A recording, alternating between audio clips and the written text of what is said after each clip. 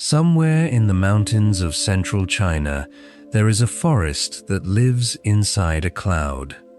The bamboo grows so thick and so tall that the light comes down soft and green, and the fog moves between the stems like something breathing slowly. And somewhere in that quiet, sitting alone, is a large black and white bear, holding a stalk of bamboo in its paws, chewing without hurry, in no rush to be anywhere at all. Tonight, we are going to sit with that bear for a while. You have probably known the giant panda your whole life. It is on flags and posters and the front of coins. It is the animal children draw before they can spell its name, and yet, for all its fame, the panda keeps most of its secrets hidden.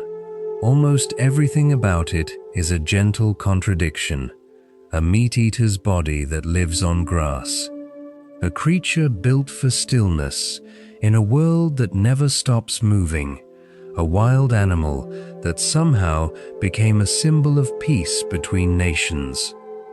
Over the next little while, we will drift through 100 quiet facts about this most beloved of animals. We will look at the strange extra thumb hidden in its wrist. We will meet the newborn cub, smaller than the palm of your hand. We will learn why a panda might roll in horse dung to keep warm, and why its coat, which seems so impossible to hide, is actually a kind of camouflage. There is no need to remember any of it. You are welcome to simply let it wash over you. If you enjoy falling asleep to calm, curious stories like this one, you might like to follow the Sleepy Scholar, so more of these quiet journeys can find their way to you. But that can wait for morning. For now, let your shoulders drop a little, let the phone rest in your hand, or set it down somewhere near.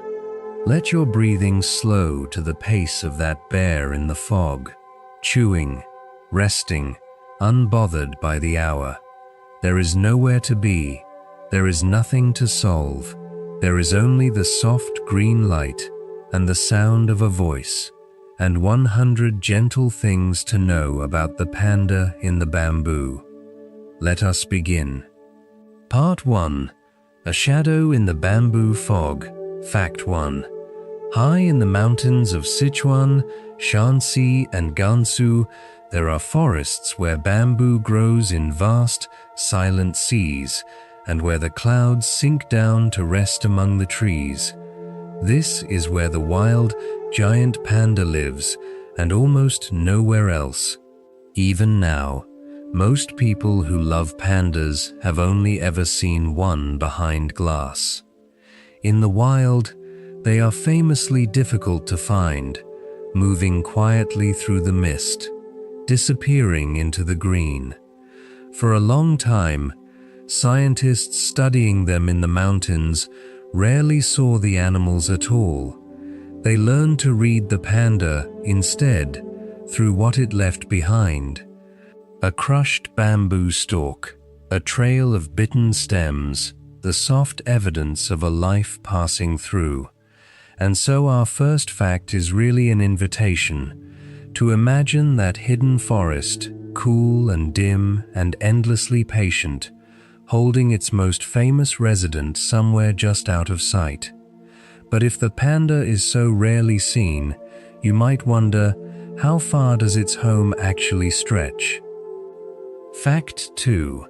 The answer is not very far at all, and only in one country on Earth. The giant panda is found in the wild nowhere but China. It clings now to 6 mountain ranges in the country's center, narrow strips of high, misty forest between about 1 and 3,000 meters above the sea. Long ago, fossils tell us, pandas roamed across much of southern and eastern China, and possibly beyond. But their world has shrunk, fold by fold, until what remains is these scattered green islands in the clouds. To be endemic, as scientists say, means to belong to one place and no other. The panda belongs to these mountains completely. It is a little like a word that exists in only one language, untranslatable, at home in a single corner of the world.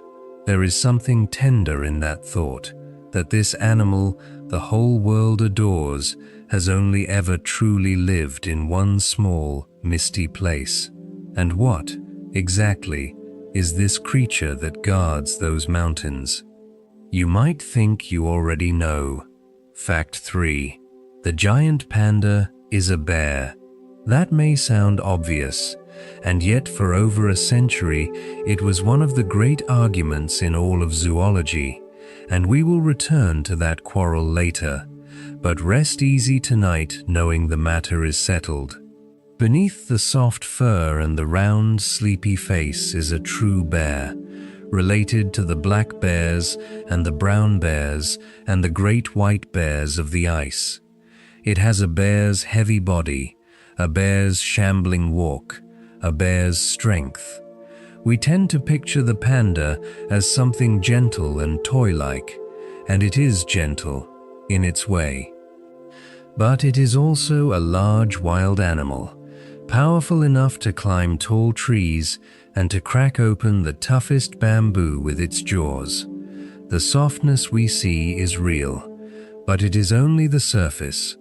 Underneath is all the quiet muscle of a bear, and if it is a bear, then just how large does this bear grow? Fact 4. Larger than most people expect. A grown giant panda can weigh around 90 kilograms, roughly 200 pounds, about the weight of a grown man, and sometimes more.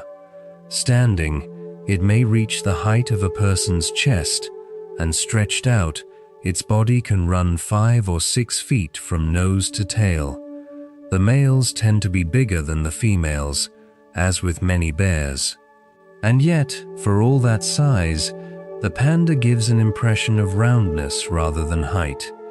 A soft, low, barrel-shaped animal that seems built for sitting more than for standing. Picture it settled on the forest floor, back against a slope, bamboo gathered in its lap, like someone who has pulled a blanket over their knees. It is a big animal that has made itself comfortable. There is a heaviness to it that feels restful, unhurried, grounded. But of all the things we notice about a panda, the size is rarely the first. The first thing, always, is the pattern. Fact 5. The black and the white. No other bear wears anything like it. Black legs, black shoulders, black ears, and 2 black patches around the eyes, set against a coat of creamy white. Its scientific name captures it perfectly: Ailuropoda melanoluca, which means, more or less, the black and white cat foot. For most of us, this pattern is simply what a panda is. We cannot imagine it any other way, and yet scientists have puzzled over it for years, because in nature, such bold markings usually mean something. They may shout a warning or send a signal, or, strangely, help an animal disappear. We will unravel that mystery in a later part of our journey. For now, it is enough to hold the image gently in your mind: the soft white body, the dark, gentle mask around the eyes, which is perhaps why the panda's face seems to hold such a patient, sleepy sort of kindness. Speaking of that face, there may be a quiet reason it looks the way it does.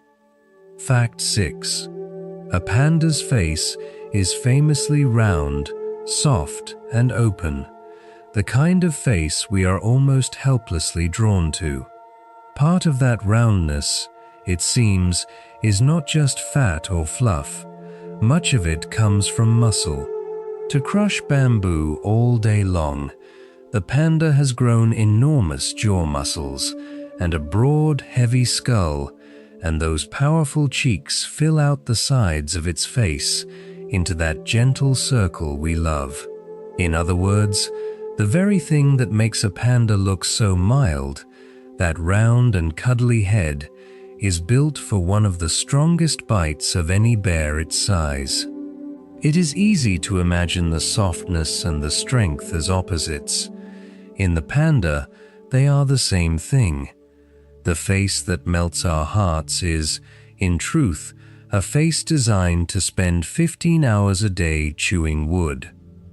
There is a kind of quiet lesson in that gentleness and strength so often live in the same body.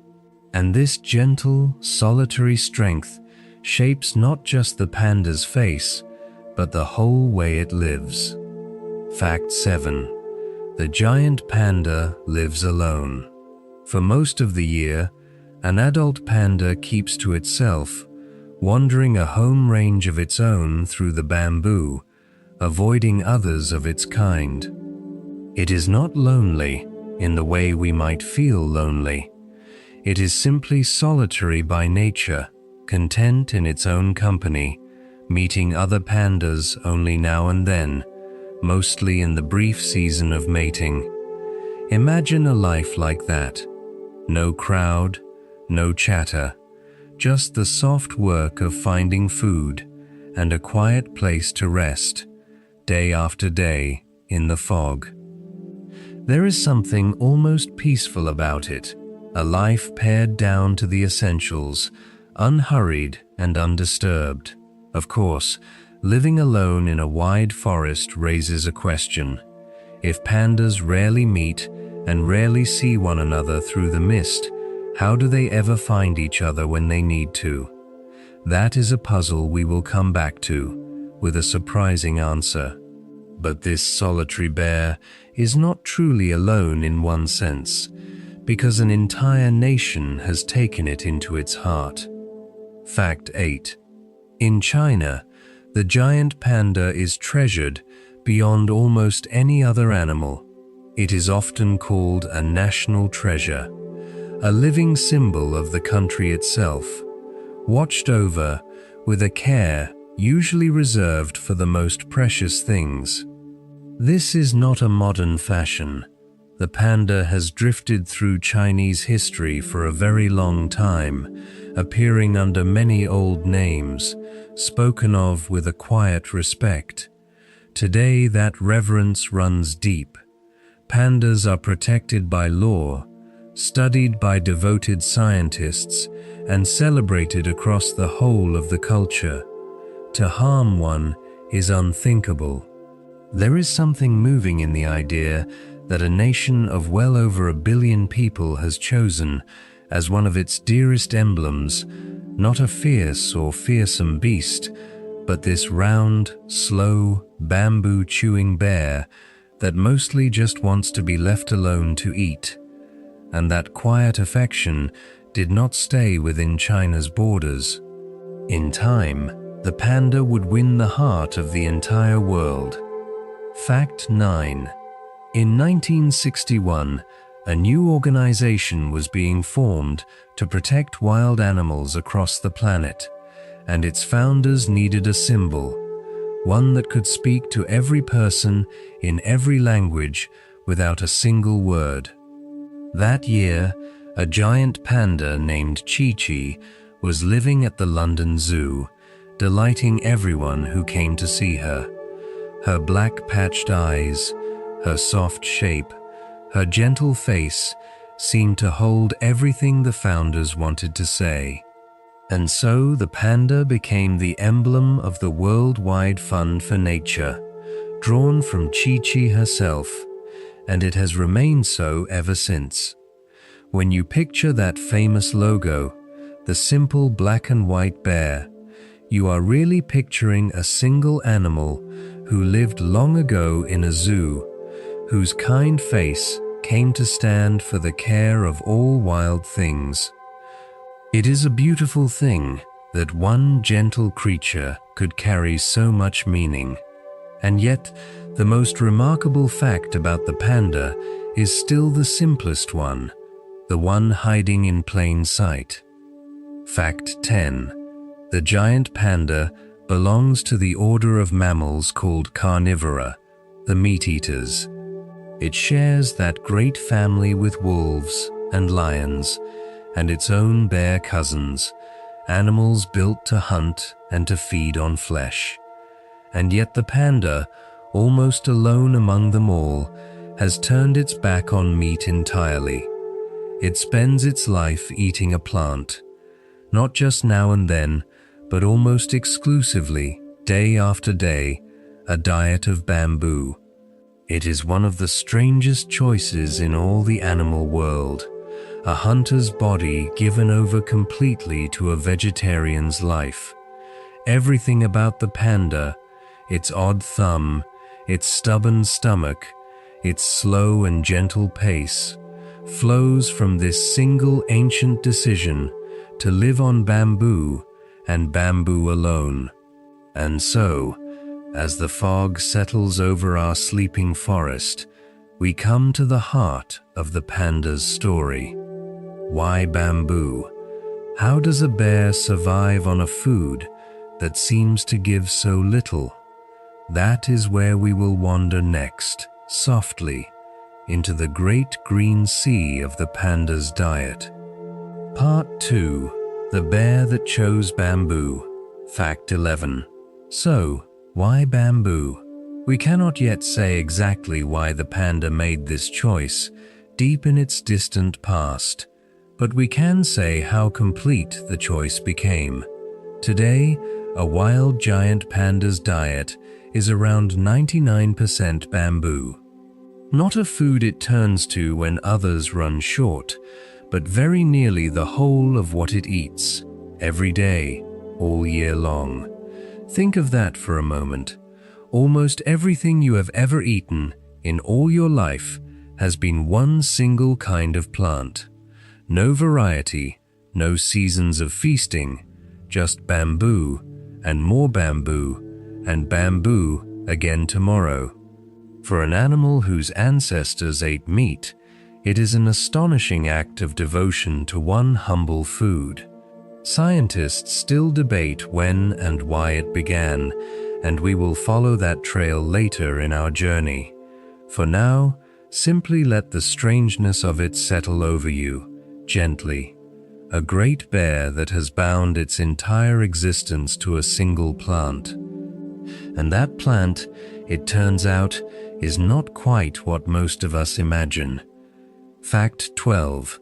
Bamboo is not a tree, it is a grass, the same broad family as the grass in a garden lawn, only grown tall and hollow and strong until it can rise many meters into the air.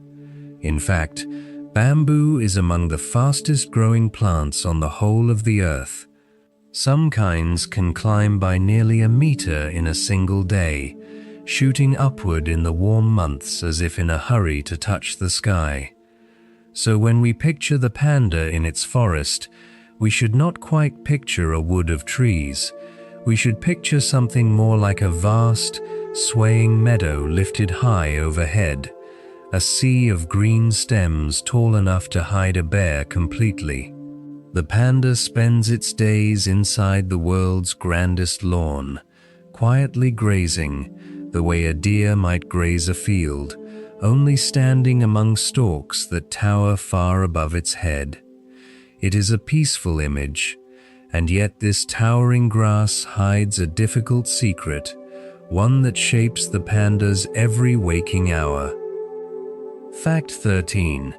Bamboo, for all its size, is a poor meal. It is tough and fibrous and holds very little nourishment for its bulk, closer to eating wood than to eating fruit. To live on such thin fare, the panda has only one real choice: to eat a truly enormous amount of it.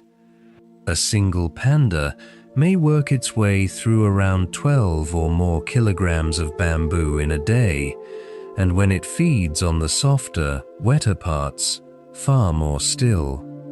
Imagine sitting down to a meal that weighs as much as a large dog and doing it again every day of your life, simply to take in enough to keep going. The panda is not greedy. It is doing arithmetic. If each mouthful gives so little, then the answer is simply more mouthfuls, endlessly. And that quiet arithmetic decides how the panda spends nearly all of its time. Fact 14. A giant panda may spend somewhere between 10 and 16 hours of every day doing just one thing: eating. More than half its waking life is given over to the slow, patient work of gathering bamboo, stripping it, and chewing. It wakes, it eats, it rests a while, and it eats again, in a soft and endless rhythm that carries it through the day and deep into the night. There is something almost meditative in that image. No ambition, no schedule, no restless search for more, just the quiet cycle of feeding and resting, feeding and resting, as unchanging as the fog that drifts through the stalks around it. We so often measure a life by how much it does. The panda seems to measure its days by how gently it can pass them. And the bamboo it passes them among is not eaten all the same way, for the panda is quietly fussy about which part it takes and when. Fact 15. Across the turning year, the panda changes what it eats, following the bamboo through its seasons. In the spring, it seeks out the tender new shoots pushing up from the ground, soft and full of moisture and a little more nourishing than the rest. Later, it turns to the leaves and to the tough stems that remain when little else is on offer. In some mountains, pandas even travel up and down the slopes as the seasons shift, climbing to follow the fresh growth, descending again when the cold comes. It is a slow migration measured not in great distances, but in the patient reading of a single plant. The panda knows its bamboo the way we might know the rooms of our own home, which corner offers what and at what time of year, and taking in such a great weight of plant, day after day, has a natural and rather remarkable consequence at the other end. Fact 16. A giant panda may relieve itself around 40 times in a single day. Because it eats so much, and because so much of the bamboo passes through it, barely changed, the panda produces a truly prodigious amount of droppings, small, green, fibrous little bundles left scattered through the forest as it feeds.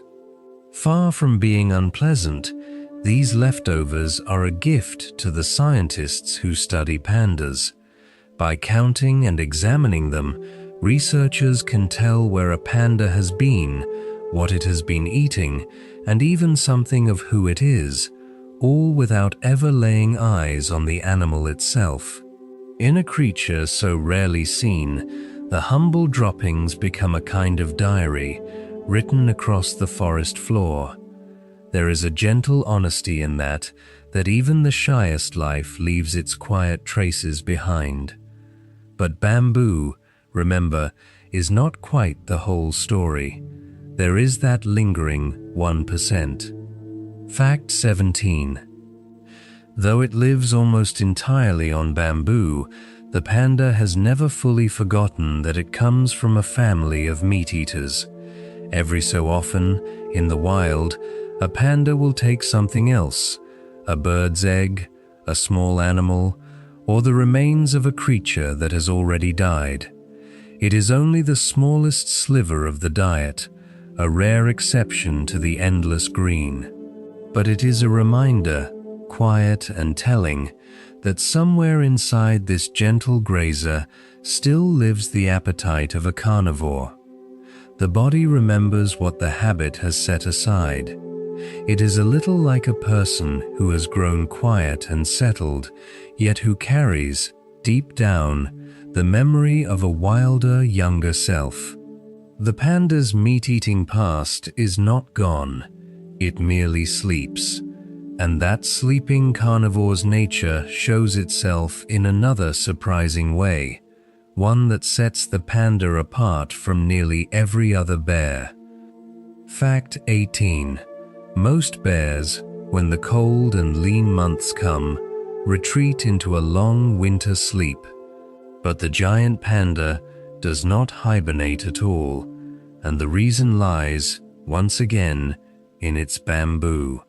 To sleep away the winter, a bear must first grow fat on rich autumn food, building up the fuel to last for months. Bamboo simply does not offer enough to store such reserves. There is no season of plenty, no feast to fatten on. And so the panda cannot afford the luxury of a long sleep. Instead, it must keep eating straight through the winter, for its food, thin as it is at least there all year round. Where other bears vanish into their dens, the panda stays awake in the cold forest, chewing quietly through the snow.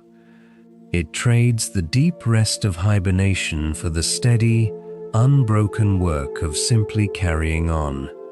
Yet the winter still asks something of the panda, and it answers not by sleeping, but by moving. Fact 19. When the high mountains turn cold and the upper slopes grow harsh, many pandas simply walk downhill. They descend to lower, warmer elevations where the bamboo is easier to reach, and there they wait out the coldest months, still feeding, still awake. It is a gentler answer to winter than the long sleep of other bears, a slow drifting downward through the forest rather than a shutting of the eyes. Picture the panda making that unhurried journey, padding down through the misty slopes, following the warmth and the food, in no particular rush, arriving when it arrives. There is a certain wisdom in it, in meeting hardship not by fighting it, but by quietly moving to gentler ground. The panda does not conquer its winter, it simply steps around it.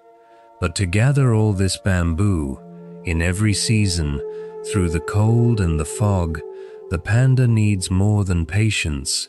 It needs the right tool, held quietly in its own paw, and it is one of the strangest tools in all of nature. Fact 20. To live on bamboo, an animal must be able to grip it, to hold a slender stalk steady, and strip away its leaves. Most bears cannot do this well. Their paws are made for walking and for tearing, not for the fine, careful handling of a single stem. And yet the panda manages it with surprising skill, turning bamboo in its paws almost like a person holding a pencil.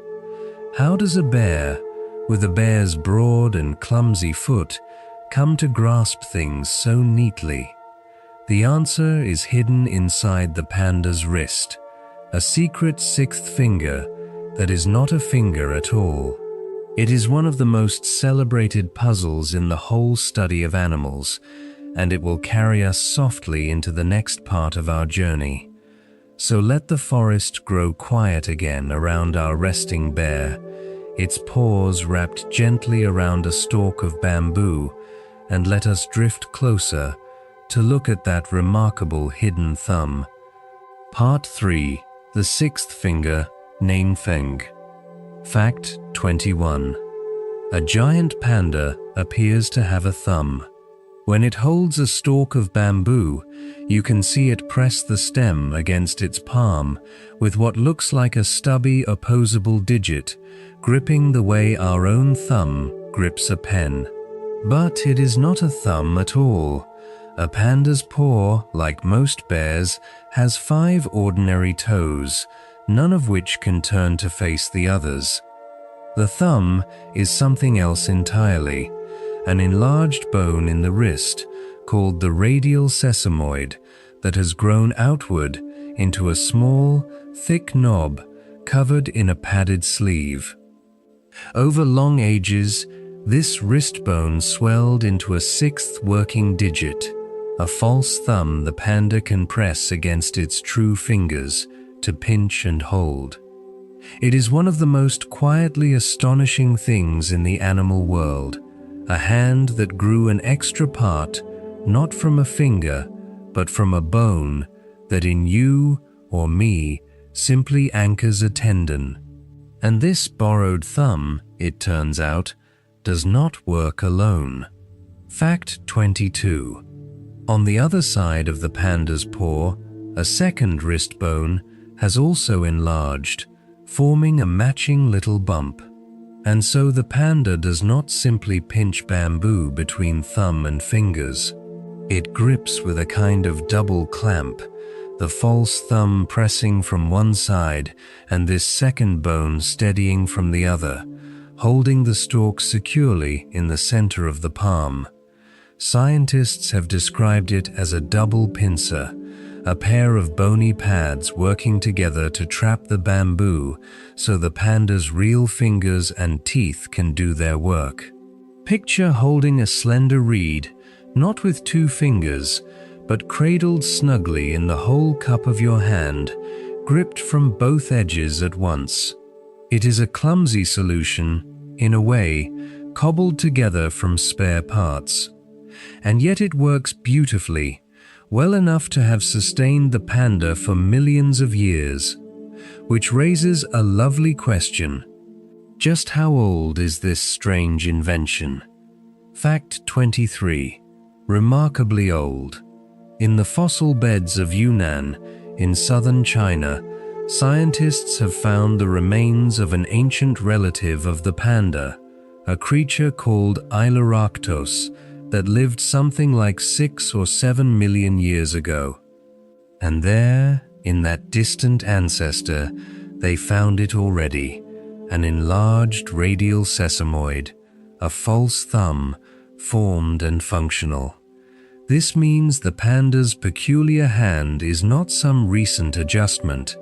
It is an ancient inheritance, older than our own kind by many millions of years, older than almost anything we might call familiar. When the panda grips its bamboo tonight, it uses a tool that was already being used before there were humans to see it, before the mountains stood quite as they stand now. There is something humbling in that thought, that this small bony thumb has been quietly holding bamboo across a stretch of time we can barely imagine. But here is the curious part. In all those millions of years, the thumb never grew any better, and there is a reason. Fact 24. You might expect that, given so much time, the panda would have perfected its thumb, growing it long and true into a proper gripping finger. Yet it never did. The false thumb has stayed small and stubby, and scientists believe they understand why. That same wrist bone must do a second job. Pandas, like all bears, walk flat on their feet, with the whole sole pressing to the ground, and the thumb bone lies right where the paw meets the earth. So it is caught between two needs: grow longer, and it might grip bamboo better, but it would jab painfully into the ground with every step. Stay short, and it can help bear the animal's weight as it walks. The thumb, it seems, is a compromise, held forever between grasping and walking, never fully becoming either. It is a quiet reminder that nature rarely builds anything perfect. It builds what works, balanced between competing needs, good enough to carry on. And strangely, the panda is not the only animal to have solved this puzzle in just this way. Fact 25. Far off in the same mountains lives another creature that shares the panda's name, though little else, the red panda, a small, russet, raccoon-like animal that also eats bamboo, and it too has evolved a false thumb from an enlarged wrist bone, quite independently, on its own separate branch of the tree of life. Two very different animals, faced with the same problem of gripping bamboo, arrived at the very same odd solution, each growing a sixth digit from a bone in the wrist. Scientists call this convergence, when life finds the same answer twice, by different roads. It is a little like two distant strangers, given the same riddle, writing down the very same reply. There is a strange comfort in it, the sense that certain solutions are simply waiting in the world, ready to be found by whoever needs them. But the thumb is only the beginning of the panda's bamboo tools. To turn tough stalks into food, it needs something more, and that something lies in its jaws. Fact 26. Once the panda has gripped its bamboo, it must break it down, and for that, it carries a set of truly formidable teeth. Deep in the panda's mouth sit broad, flat molars, some of the largest grinding teeth of any bear, wide as paving stones and ridged for crushing. Where a meat-eater's teeth are made for slicing, the panda's are made for milling, for grinding tough plant fiber into something it can swallow. These great flat teeth are the millstones of the panda's private mill, working hour after hour to reduce hard bamboo to pulp. It is a quiet, endless labor, the slow grind of feeding that fills so much of the panda's day, and driving those millstones is a source of surprising power, the very muscle that, as we saw earlier, gives the panda its gentle round face. Fact 27. For an animal so associated with softness, the panda's bite is astonishingly strong. Studies of bear skulls suggest that, for its size, the giant panda has one of the most powerful bites of any bear, driven by heavy jaw muscles anchored to a thick, robust skull. This makes sense when you think of what those jaws must do, not tear soft flesh, but split and crush stalks tough enough to resist a knife. The gentle grazer needs the grip of a vice. So the next time you picture that round, kind panda face, remember what lies beneath it: a crushing engine strong enough to snap hard bamboo like a dry twig. The softness and the strength, once again, are the very same thing, folded into one quiet animal.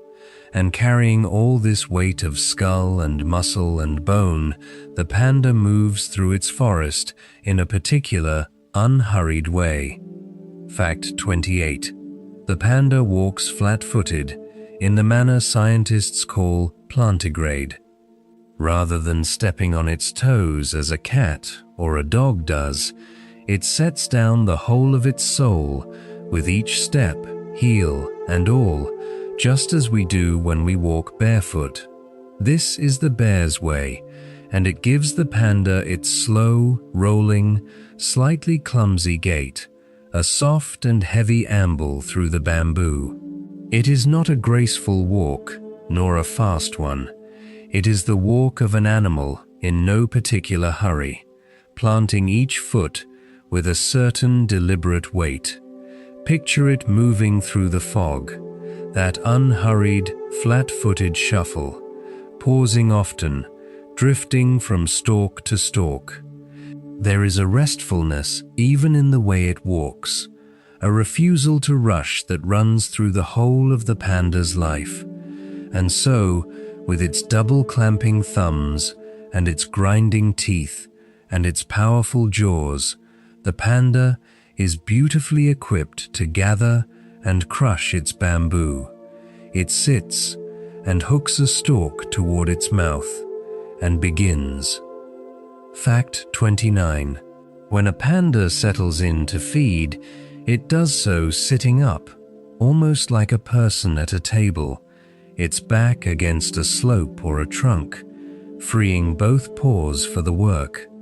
It hooks a bamboo stem and draws it close, grips it in that double clamp, and passes it through its mouth, stripping away the leaves and biting the stalk into pieces. Sometimes it gives a little twist, tearing off strips of the tough outer layer to reach the softer core within.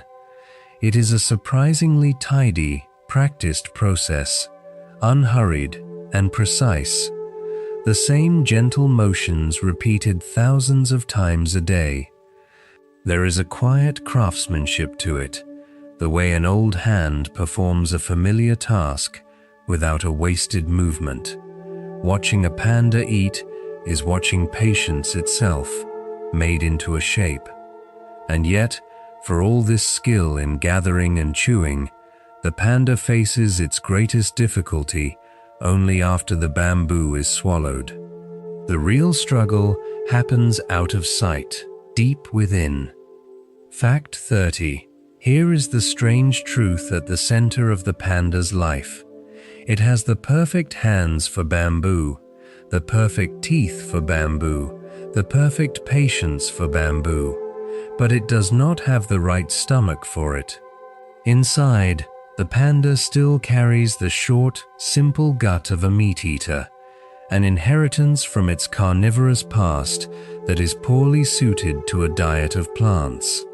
All the clever tools of thumb and jaw carry the bamboo only as far as the mouth. Beyond that lies a body that never quite learned how to make use of it, and so the panda's whole existence, its endless eating, its slow and careful pace, is shaped by this single unresolved problem, a plant-eater's meal poured into a hunter's body. It is here, in that quiet contradiction, that the deepest secrets of the panda are kept, and it is there, softly, into the hidden workings of the panda's insides, that we will wander next.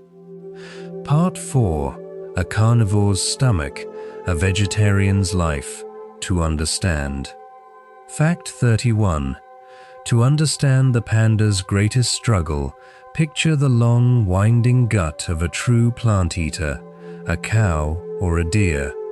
In such animals, the intestine coils on and on, immensely long, holding the food for days so it can be slowly broken down. The panda has nothing of the sort. Its digestive tract is short, straight, and simple, the plumbing of a meat-eater, built for rich food that yields its goodness quickly. Meat needs no long fermentation. Bamboo needs a great deal of it, and so the panda tries to run a plant-eater's diet through a hunter's pipes, food that begs to linger, hurried through a body that will not hold it. Nearly everything odd about how a panda lives flows from this one mismatch, deep in the belly. It is a little like trying to brew slow, patient tea in a cup with no bottom. The water simply passes through before it can steep, and that image is closer to the truth than you might think. Fact 32. Because its gut is so short, the bamboo passes through a panda astonishingly fast, often in well under a day, sometimes in only a handful of hours. There is no time for the food to sit and be worked upon.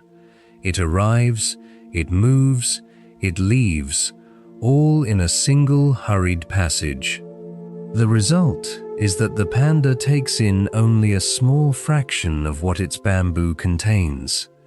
By many estimates, it absorbs less than a fifth of the dry matter it swallows, perhaps only around 17 parts in 100. Most of the bamboo simply travels straight through and out the other side, barely touched.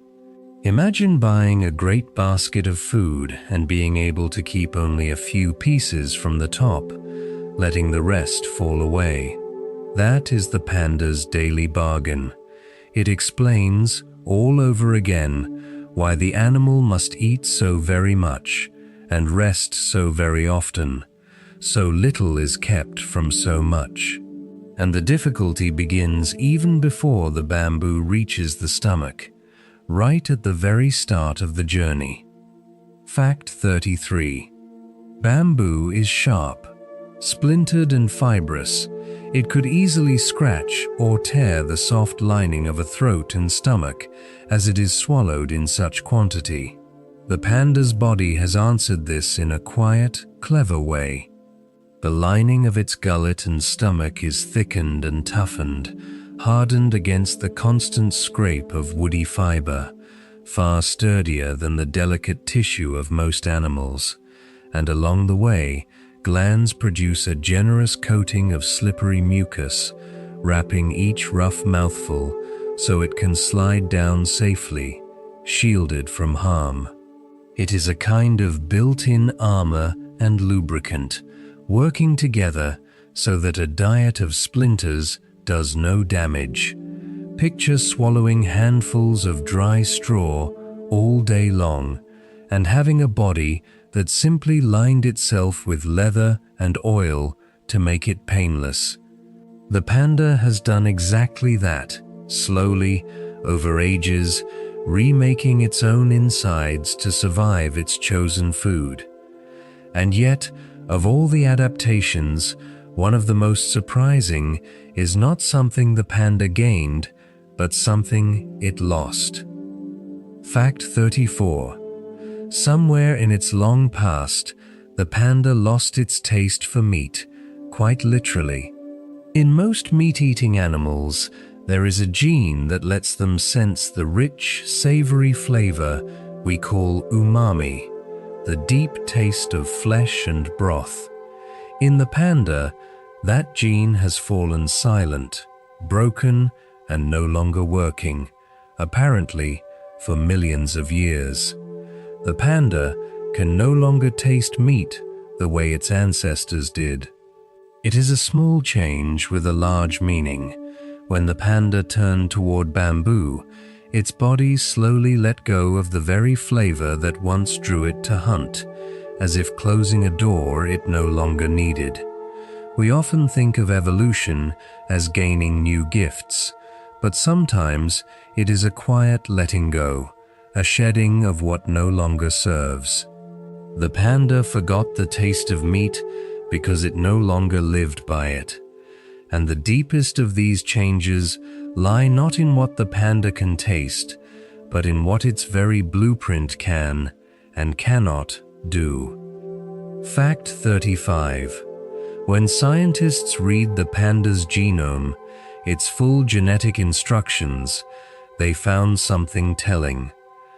The panda carries all the genes needed to run a meat-eater's digestion, inherited faithfully from its carnivorous line, but it lacks the genes to make the tools for breaking down cellulose, the tough substance that makes up so much of bamboo. In other words, written into the panda's very code is a carnivore, not a herbivore. Its body, at the deepest level, still does not know how to digest a plant. This is the mismatch made plain, not just in the shape of the gut, but in the letters of life itself. The panda chose bamboo with its habits long before its biology could catch up, and in some ways, it never has. It lives, you might say, against its own instructions. So how, then, does it manage to draw anything at all from a food its own body cannot break down? For that, the panda relies on help from creatures far too small to see. Fact 36. Inside the panda's gut live vast, unseen communities of bacteria, as they do in nearly all animals, including us. In creatures that eat plants, these microbes often do the hard work of breaking down fiber that the body itself cannot. Scientists have long thought the panda must depend on such tiny helpers to wring what little it can from bamboo, and some of these gut bacteria do appear able to work on plant fiber. And yet, curiously, the panda's inner world of microbes looks less like that of a plant eater and more like that of a meat eater, sparse where a herbivore's would be rich. Even the panda's invisible partners, it seems, never fully committed to the vegetarian life. The whole animal, inside and out, remains caught between two worlds. It is a strange and delicate arrangement, this half-finished partnership between a bear and the life within it. And that inner world holds one more surprise, tied to the very bones of the panda's young. Fact 37. Bamboo is famously poor in one thing that all animals need to build strong bones: calcium. For much of the year, a panda's diet seems to give it only meager amounts. And so, in a quiet twist, researchers have found that pandas appear to hold on to calcium carefully, letting less of it slip away in their waste when the diet is lean. The body, sensing scarcity, becomes thrifty with what it cannot easily replace. It is the same wisdom a person might show in a hard winter, spending less, saving more, careful with every scrap of what is precious.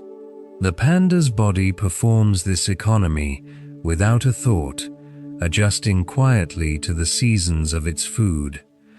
There is something tender in imagining it, this great animal so gently managing its own hidden accounts, saving up the makings of bone against the lean months. And this careful thrift is only one small part of a much larger economy, the grandest of all the panda's quiet strategies for surviving on so little. Fact 38. Faced with a food that gives so little, the panda has made a bargain unlike almost any other large animal. It has chosen, in a sense, to need less. Rather than fight to extract more energy from its bamboo, the panda has slowed its whole self down, lowering the fire it must feed, so that even a poor diet can keep it alive. Everything we have seen, the endless resting, the unhurried walk, the reluctance to roam far, is part of this single grand answer. The panda does not solve the problem of thin food by eating richer fare. It solves it by asking less of life, by burning low and slow. It is a philosophy written into flesh, a whole existence arranged around the gentle art of doing less. And when scientists measured just how low that inner fire burns, they found numbers that surprised even them. The panda, it turns out, is one of the most economical large animals on Earth. That astonishing slowness is where we will drift next. Fact 39. For now, hold on to this gentle picture of the panda's insides, a body divided against itself, and yet somehow at peace, a hunter's gut, a grazer's meal, a code that says carnivore, a life that says otherwise. Tiny helpers that never quite learned their task, a careful thrift with calcium, a slow surrender of energy.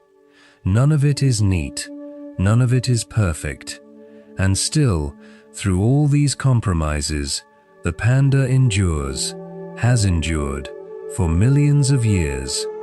There is a quiet lesson resting in that contradiction. Survival does not always come from having the right body or the perfect design.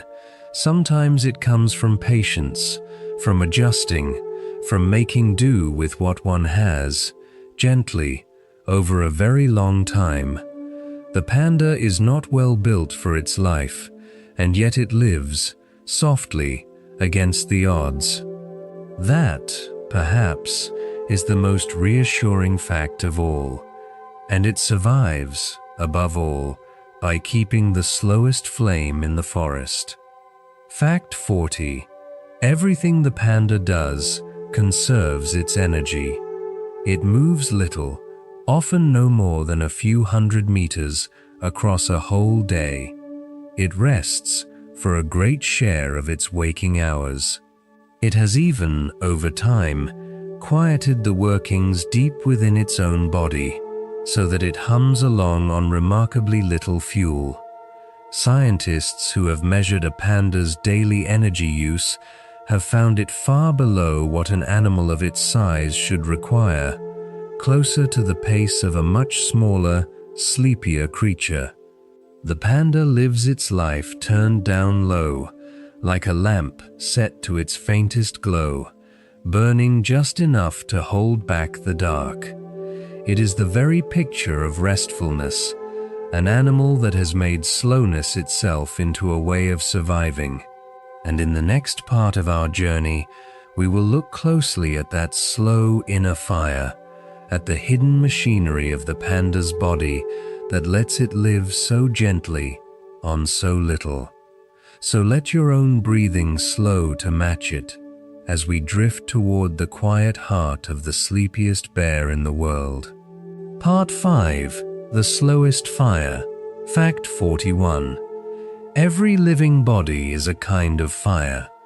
We take in food and we burn it, slowly, to keep ourselves warm and moving and alive. Scientists call the rate of that burning the metabolism, and in most animals of a given size, it falls within a fairly predictable range. The giant panda does not. When researchers measured how much energy a panda uses in a day, they found it burning at only around a third of what an animal its size should. Its inner fire is turned so low that it rivals some of the slowest creatures known, animals we think of as famously sluggish. For a bear, this is extraordinary. The panda is large, and yet it lives on the energy budget of something far smaller and stiller. It is, quite literally, one of the most economical large mammals ever measured. And this is no accident, no mere laziness. It is the panda's whole strategy for survival, and its body has been rebuilt from the inside to make it possible. Fact 42. One of the deepest reasons for this slowness lies in a tiny gland in the panda's throat, the thyroid. In animals, the thyroid acts something like a thermostat, releasing hormones that set the pace of the body's fire, faster or slower.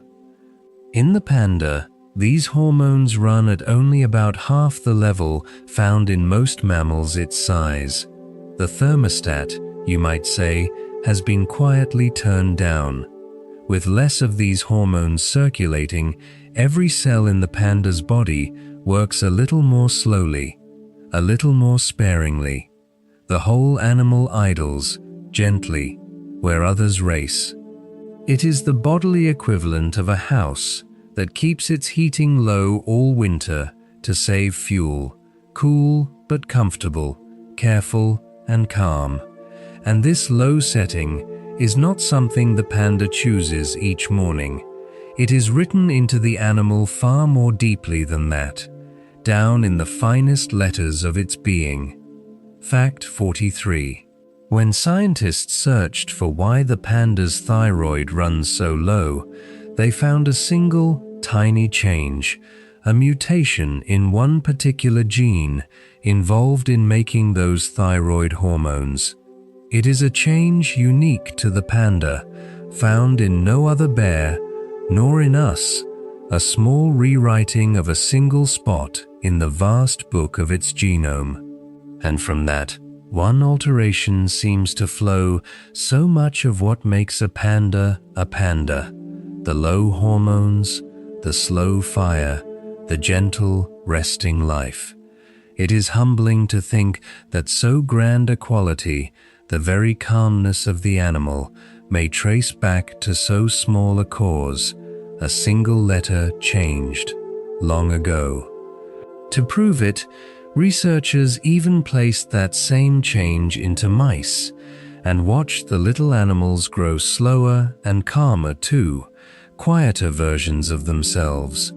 From the smallest seed, the whole character of the panda unfolds, and that character shows itself not only in how the panda burns its fuel, but in the very organs that do the burning.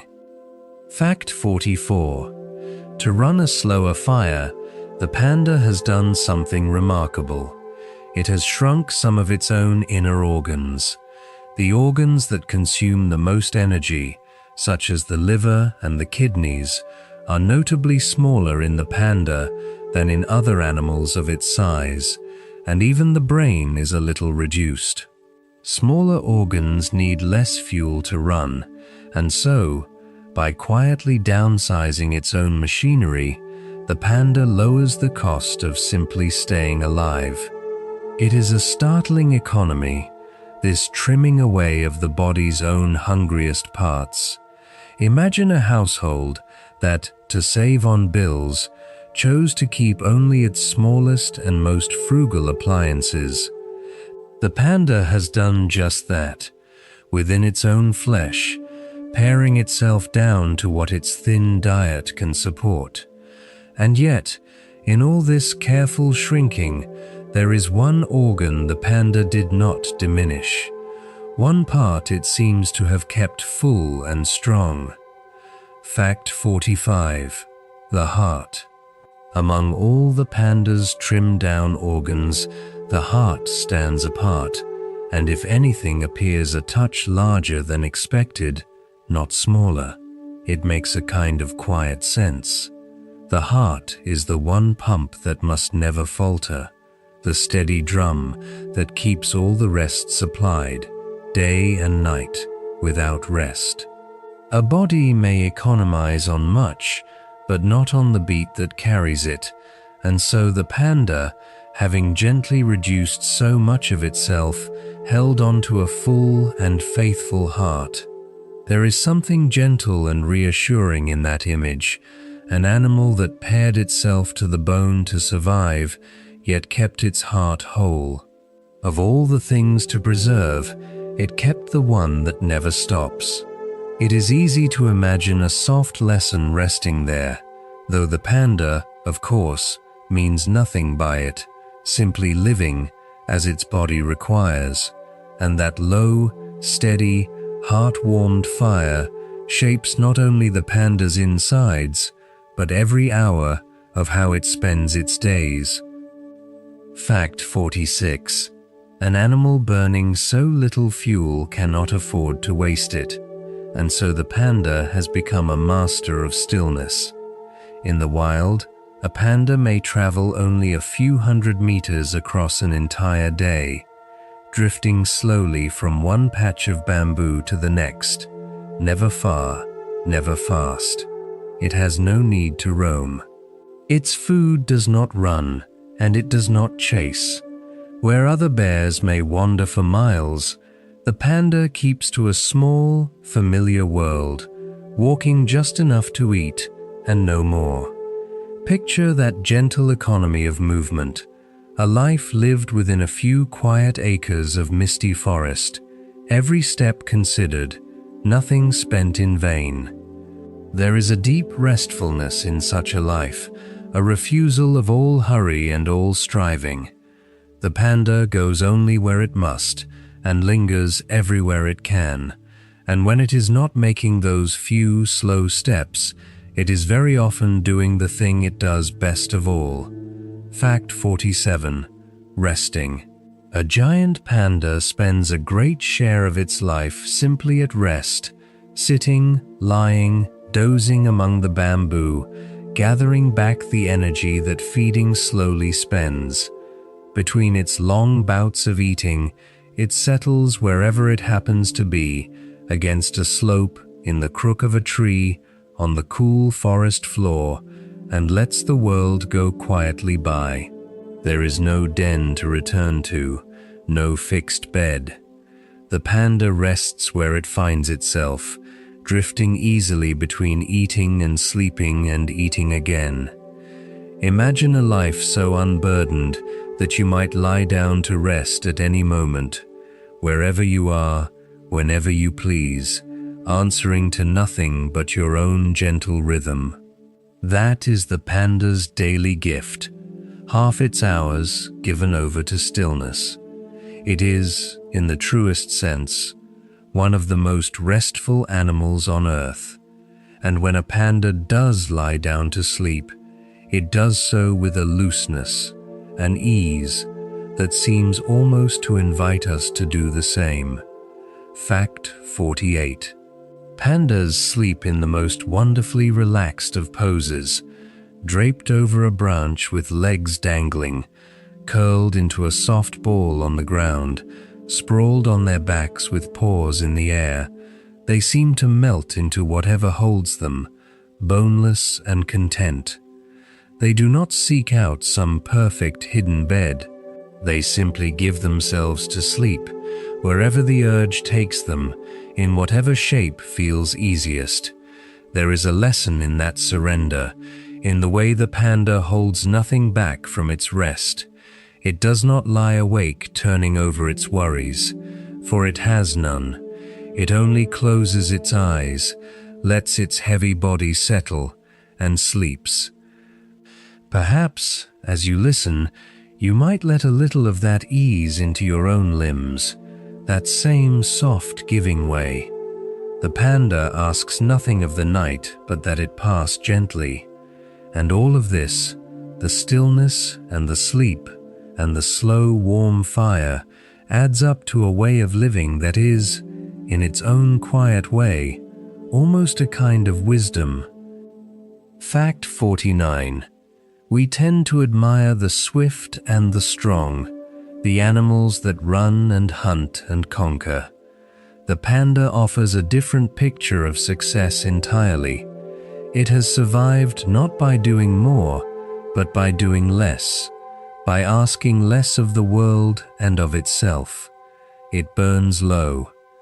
It moves little, it rests long, and in that gentleness it has endured for millions of years, outlasting fiercer and busier creatures without ever raising its pace. There is a quiet dignity in the panda's way, a proof that a life need not be fast or grand to be worth living or lasting. Sometimes the deepest strength is the strength to be still, to be content, to need only a little, and to hold that little gently. The panda has made an art of restfulness, and simply by watching it, we are invited toward a little more peace ourselves. But even the calmest of lives must, now and then, make something new. And the panda's way of bringing new life into the world is perhaps the most astonishing wonder of all. Fact 50. For all its size, all its patient strength, the panda begins each new life in a way so fragile it hardly seems possible. A newborn panda is not a smaller version of the great bear we know. It is something almost unrecognizable, tiny beyond belief, pink and blind and utterly helpless, a scrap of life weighing no more than a small handful. From the largest of gentle bears comes the smallest and most delicate of beginnings, a creature that must be nursed through its first fragile days with the most tender of care. It is one of the greatest contrasts in all of nature, and one of its softest wonders. And so, from the slow fire of the grown panda's body, we turn now to the very spark of a panda's life, to the astonishing smallness of the newborn cub. Let the forest hush around us, and let us go gently to meet it. Part 6. The size of a stick of butter. Fact 51. Imagine the largest gentle bear in the forest. 200 pounds of muscle and fur giving birth to a creature you could cradle in a single palm. A newborn giant panda weighs only around 100 grams, roughly the weight of a small handful, no heavier than a stick of butter. It is one of the most extreme size differences between mother and baby of any animal that bears live young. The mother is something like 900 times heavier than her cub. For us, a mother is perhaps 20 times heavier than her baby. For the panda, that gap yawns almost beyond imagining. Picture holding something so small, knowing it will one day grow into a great bear. It hardly seems to belong to the same story, and yet this tiny, trembling scrap is where every panda begins. So small, so light, so impossibly fragile, and smallness is only the first of its vulnerabilities. Fact 52. A newborn panda comes into the world almost entirely unfinished. It is born pink, its skin bare and nearly hairless, without the black and white coat that will one day make it famous. Its eyes are sealed shut, blind to the world. It cannot hear, cannot crawl, cannot keep itself warm.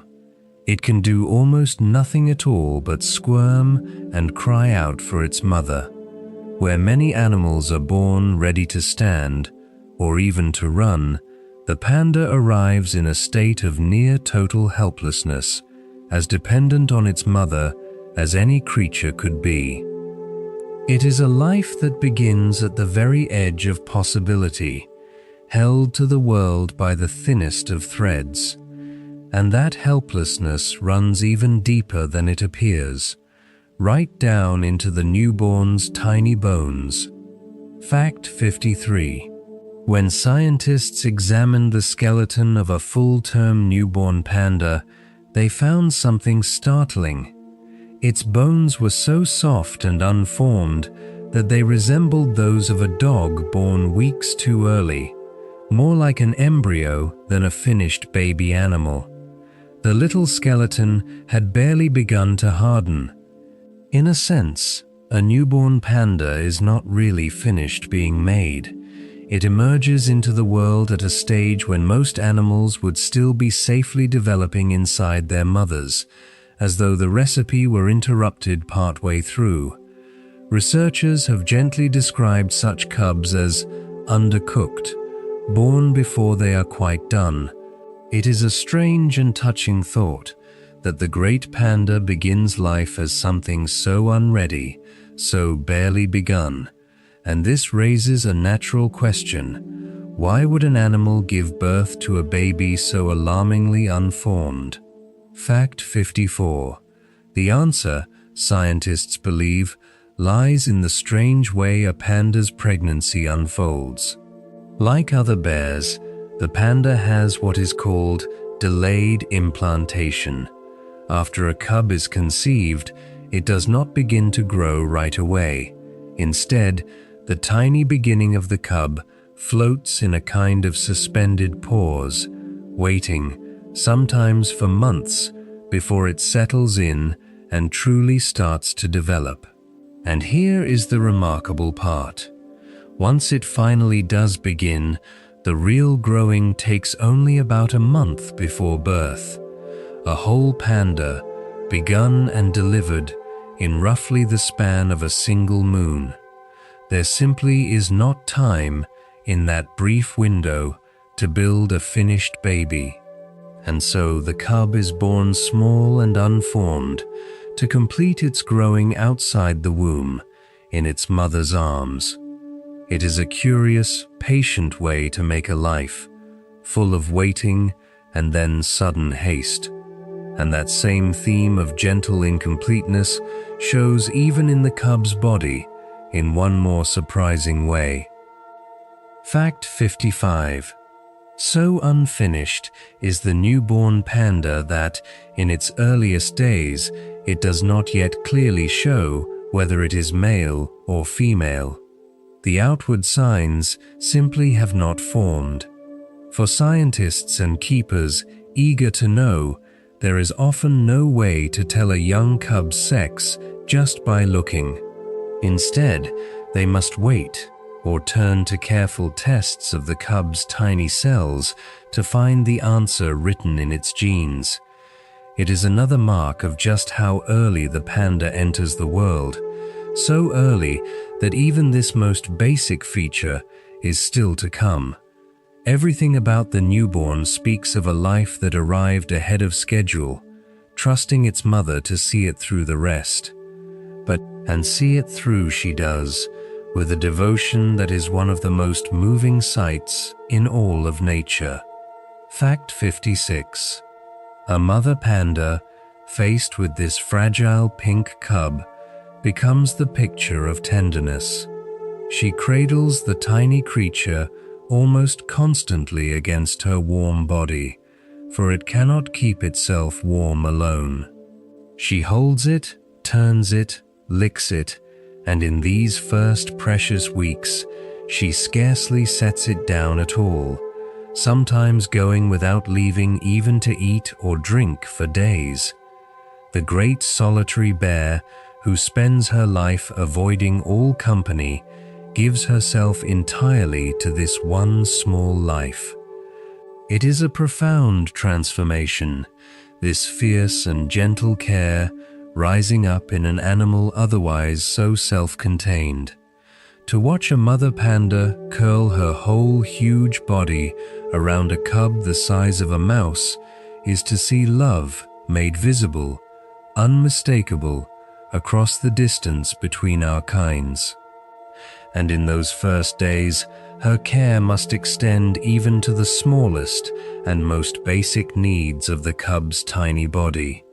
Fact 57. So underdeveloped is the newborn that it cannot even tend to its own most basic functions. In its earliest days, a panda cub cannot pass its own waist without help. The mother must gently stimulate the cub, licking and nuzzling it, to help its little body do what it cannot yet manage alone. Nothing is left to the cub itself. Warmth, food, cleaning, every fragile function, the mother provides or coaxes into being.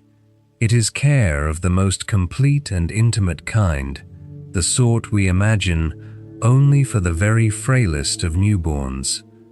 And the panda mother gives it freely, hour upon hour, watching over this scrap of life with endless patience. There is something deeply calming in the thought that even the most helpless beginning can be met with such steady, unwavering tenderness, and under that devoted care, something wonderful begins to happen. The tiny cub starts, at last, to grow. Fact 58. Having begun so small, the panda cub now grows with astonishing speed. Nourished by its mother's rich milk, it puts on weight quickly, and its bare pink skin soon begins to change. Within days, a soft fuzz appears, and the famous pattern starts to emerge, the dark patches spreading around the eyes, across the ears, over the shoulders, until the tiny creature at last begins to look like the panda we know. What began as a formless pink scrap becomes, week by week, unmistakably, a little bear. It is a swift and gentle unfolding, a life racing to catch up on all it left unfinished at birth. To watch it is to watch a small miracle take its shape in real time, and as the cub grows into itself, it makes its presence known in a way that surprises everyone who hears it. Fact 59. For such a tiny animal, a newborn panda has an astonishingly loud voice. When it wants its mother, it does not whimper softly. It squeals and cries with a volume that seems far too great for so small a body, a piercing call that carries through the forest to summon her attention. It is the cub's one power. in its helplessness, the ability to make itself heard. And it is a wise gift for a mother who cannot always keep her eyes on so small a creature, can always hear its cry. That loud voice is the thread that keeps the tiny cub tied to its mother's care. There is something almost endearing in it, this scrap of life no larger than a mouse, filling the quiet forest with such insistent sound. It reminds us that even the smallest and weakest among us can, when it matters most, find a way to call out and be answered. And in the wild, that call sometimes carries a note of quiet sorrow, for not every cub can be kept. Fact 60. Sometimes a mother panda gives birth not to one cub, but to two, and here the gentleness of nature meets its hardest edge. A wild panda mother, living on such thin resources, can rarely manage to raise more than a single cub at once. Faced with twins, she must often devote herself to one, unable to sustain them both. It is a sorrow, by our reckoning, though the panda knows it only as the quiet arithmetic of survival, giving all she has to the life she can save. In the care of humans, in the sanctuaries where pandas are protected, keepers have found gentle ways to help, sometimes tending one twin while the mother nurses the other, and quietly swapping them so that both may live. Where nature must choose, human tenderness has learned to lend a hand. And it is that long entwined story of pandas and the people who care for them that we will come to later. But first, having watched the cub open its eyes to the world, we must ask how a panda, grown and solitary, comes to know that world at all. For its senses, too, hold quiet surprises. Part 7. Letters written in scent. Fact 61. Think back to the panda's home, that forest drowned in fog and crowded with towering bamboo. In such a place, an animal cannot see far. The mist and the dense green stems block the view at every turn, so that a panda might pass within a stone's throw of another and never glimpse it. And so, for a creature living scattered and alone across these dim slopes, the eyes are of limited use in finding one another. The panda has had to lean instead on a different sense, one that can travel where sight cannot, drifting through fog and around stems and lingering long after the animal has gone. That sense is smell. In the panda's world, scent is the great language, the way messages are left and read across the silent forest. And to send those messages, the panda has become a diligent writer, leaving its words all through the trees. Fact 62. A panda marks its world with scent.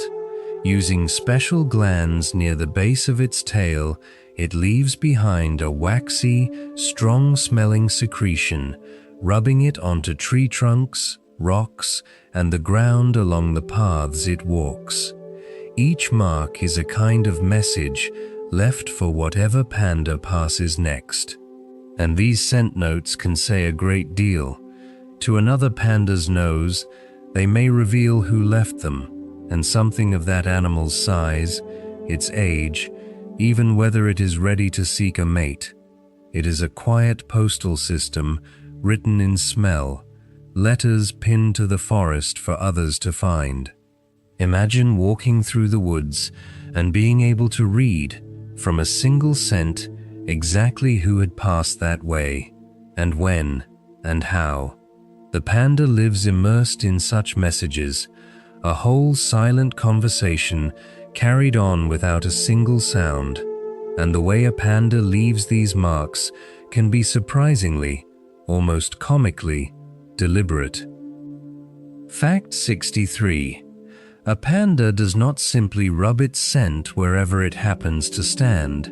It often works to leave its mark as high as it possibly can, for a higher mark carries farther and speaks of a larger, more impressive animal.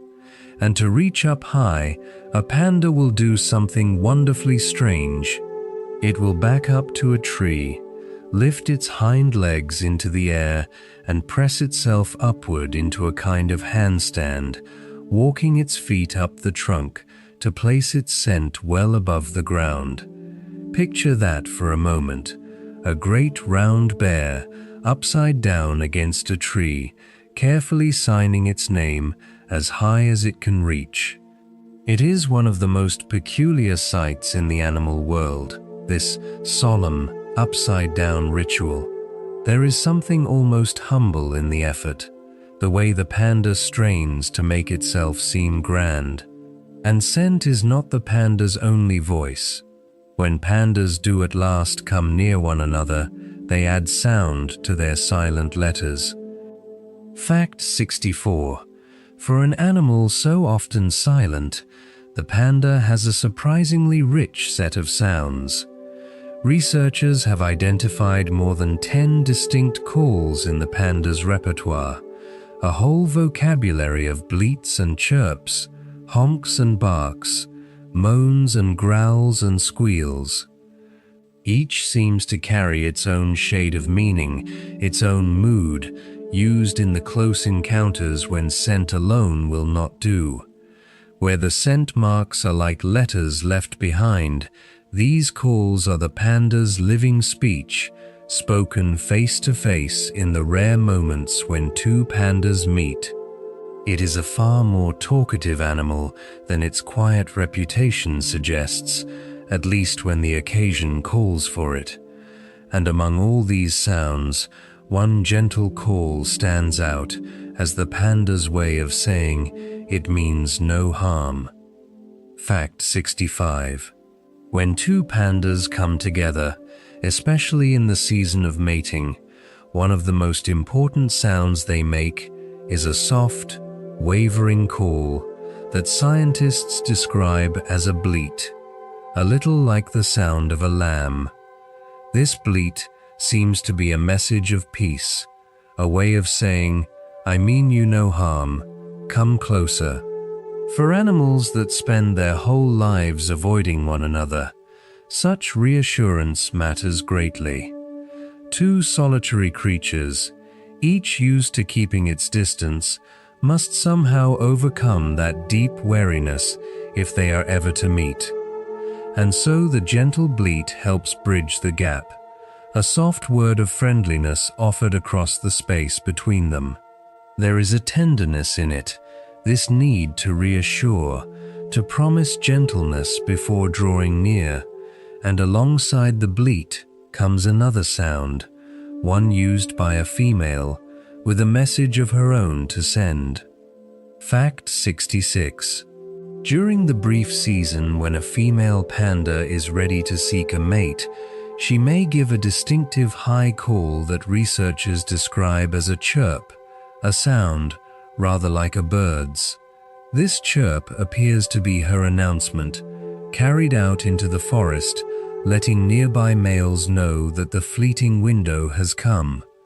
It is a rare and important sound, for that window is very short indeed, and much depends on the message reaching the right ears in time.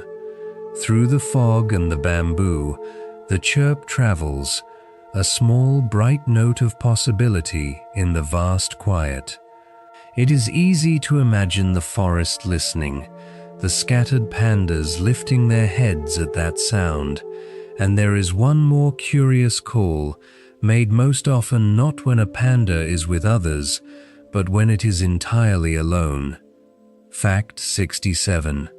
Among the panda's many sounds is a honk, a somewhat mournful noise that pandas are known to make when they are by themselves, and, it seems, when something is frustrating them, when a wish is blocked or a goal cannot be reached. Its full meaning is still not entirely understood, and scientists are gentle in their guesses. But there is something oddly relatable in the idea of an animal that honks softly to itself in moments of quiet frustration, alone in the forest. Even the panda, it seems, has its small exasperations, its sighs at a world that does not always cooperate. It reminds us that the inner lives of animals may be richer and more familiar than we know, full of feelings we might almost recognize as our own. And yet, for all these sounds, there is a strange silence in the panda's face, a stillness that sets it apart from most other creatures. Fact 68. Many animals speak with their faces and bodies. A dog flattens its ears, a cat lashes its tail, a horse flares its nostrils, each sending signals through movement and expression.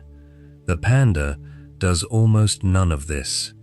Its round face is famously still, without the shifting expressions we see in other animals. Its ears do not swivel to signal mood. Its tail is only a short stub, unable to flag messages the way a longer tail might. The panda, in a sense, wears a quiet mask, its feelings hidden behind that soft, unchanging face, and scientists believe this, too, traces back to its foggy, solitary world. And that reasoning reveals something rather poignant about why the panda became the silent-faced creature we know. Fact 69. In a forest so dim and misted, where pandas so rarely see one another, there would have been little use in developing expressive faces or signaling tails. Such visual messages depend on being seen, and the panda's world offers few clear lines of sight, so while other animals refine their expressions, the panda, living alone in the fog, had no such need and never developed them. It leaned instead into scent and sound, the senses that suit its hidden world.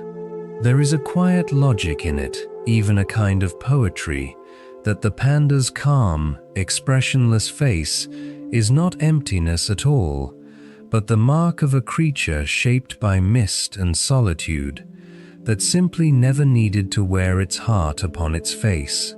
And yet, for all this solitude, recent discoveries hint that the panda may be a little less alone than we long believed.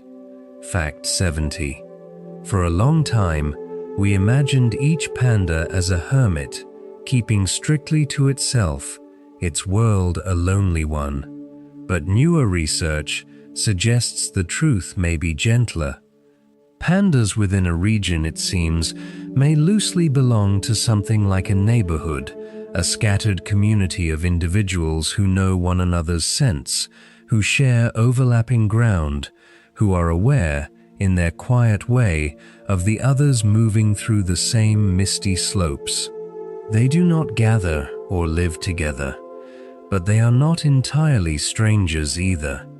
Through all those scent marks and distant calls, a panda may hold a kind of invisible map of its neighbors, a soft web of acquaintance stretched across the forest. It is a comforting thought that even the most solitary of animals is woven, however faintly, into a fellowship of its kind. None of them is truly alone, and this hidden world of the panda holds still stranger secrets, secrets of color and warmth and behavior that we have not yet touched. It is into those quiet surprises that we will wander next. Part 8. The Secrets of the Snow Forest. Fact 71. We come now to the oldest riddle of all, the panda's coat. That bold pattern of black and white seems, at first, the very opposite of camouflage. How could an animal so strikingly marked ever hope to hide?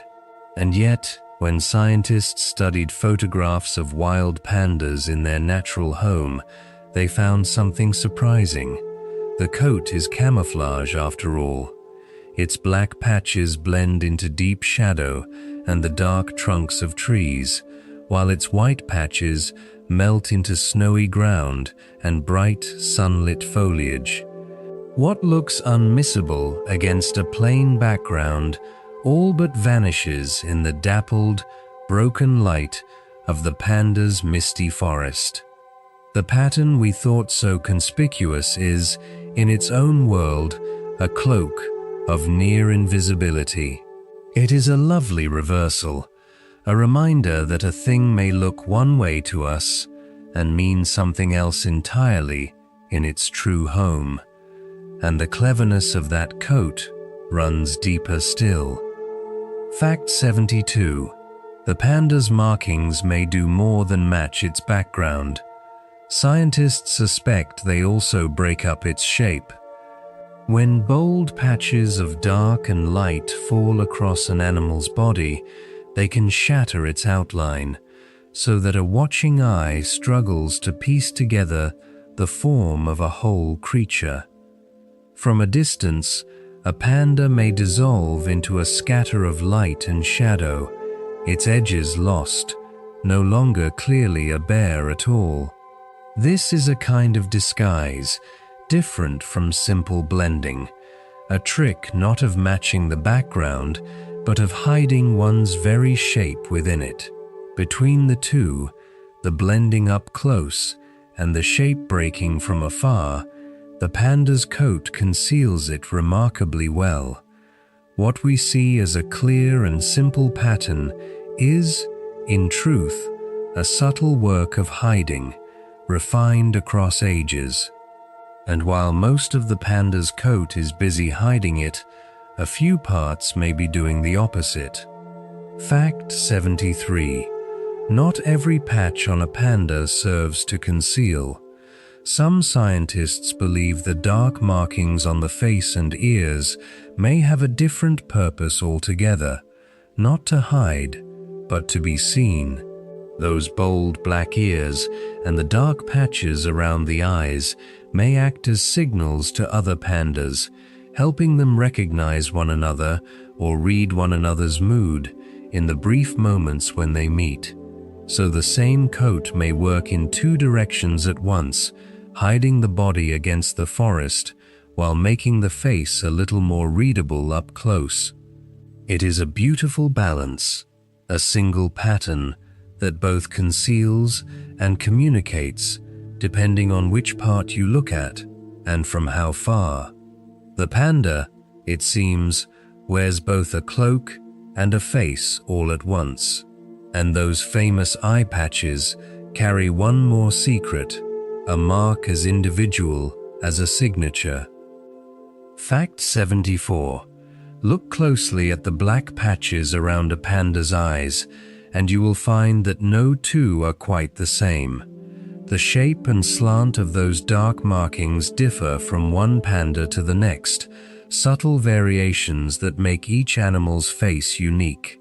Scientists and keepers can learn to tell individual pandas apart by these patches alone, reading each face like a name.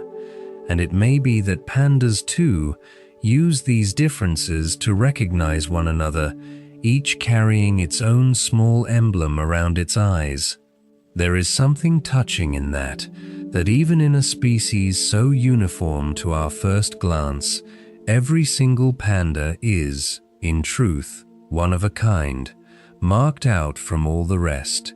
No two faces in all the misty forest are exactly alike, and rare though it is, sometimes a panda is born wearing a coat unlike any other, in a color that has puzzled the world.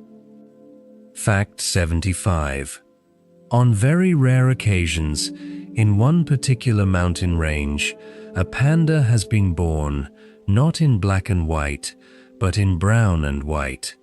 Only a handful of these brown pandas have ever been recorded, gentle and unmistakable, their dark patches replaced by soft chestnut and tan. For years, their strange coloring was a mystery. Then scientists traced it to a tiny change in a single gene, a small missing piece of the genetic code that dims the black to brown. It was, remarkably, one of the first times such a color could be tied to a segment of a gene simply gone missing, rather than altered.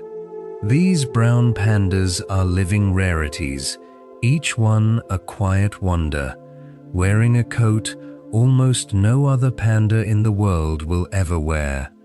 And color is not the only surprise hidden in the panda's mountains. There is also a habit so strange it took scientists years to explain. Fact 76. In the cold heights of one panda region, researchers noticed something they could scarcely believe. Wild pandas were seeking out piles of horse dung and rolling in them, smearing the manure over their fur, coating themselves in it from head to paw. It seemed, at first, an inexplicable and unpleasant habit. Why would this beloved, gentle animal deliberately wallow in droppings? For a long time, no one knew. But the pandas were particular about it. They sought only fresh manure, ignoring the old, and they did it most in the coldest weather. Those two clues, the freshness and the cold, would eventually lead scientists to one of the most surprising explanations in all of panda science. And it is a discovery that turns a strange, almost comical behavior into something rather wondrous. Fact 77. When scientists studied that fresh horse dung, they found it rich in certain natural chemicals, compounds that grow scarce as the manure ages, which is why only fresh droppings would do. And when they tested those chemicals, they made a remarkable discovery. The compounds seemed to dull the body's sense of cold, quieting the very signal that tells a creature it is freezing. In careful experiments, animals treated with these chemicals grew better able to bear the cold. The conclusion was gentle and astonishing. The panda may roll in fresh horse manure to keep itself warm, wrapping its skin in a natural balm against the mountain chill. What looked like a filthy quirk turned out to be a kind of folk remedy, stumbled upon by pandas long ago, a coat of warmth painted on against the winter. It is a beautiful example of how much wisdom may hide inside a strange behavior, and the panda has other quiet talents that surprise those who think it only sits and chews. Fact 78.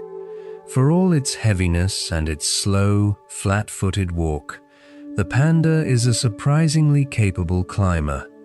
Even grown pandas will haul themselves high into trees, resting among the branches, escaping trouble, or simply surveying their misty world from above. And the cubs are climbers almost from the start, scrambling up trunks with a nimbleness that seems at odds with their round, clumsy shape. To picture a great bear settled in the fork of a tall tree, dozing far above the ground, is to be reminded that the panda is more agile than it looks. Beneath the soft, sleepy surface lies a real and capable wild bear, at home not only on the forest floor, but in the canopy above it. And the panda's hidden talents do not end with climbing. This creature of the misty mountains is at ease in the water too. Fact 79. Pandas can swim. Living among mountain streams and cool pools, they are not troubled by water and will wade and paddle through it when they need to, or simply, it seems, when it pleases them. Some pandas appear to enjoy the water, playing in pools, especially in warmer weather, cooling their heavy bodies in the gentle current.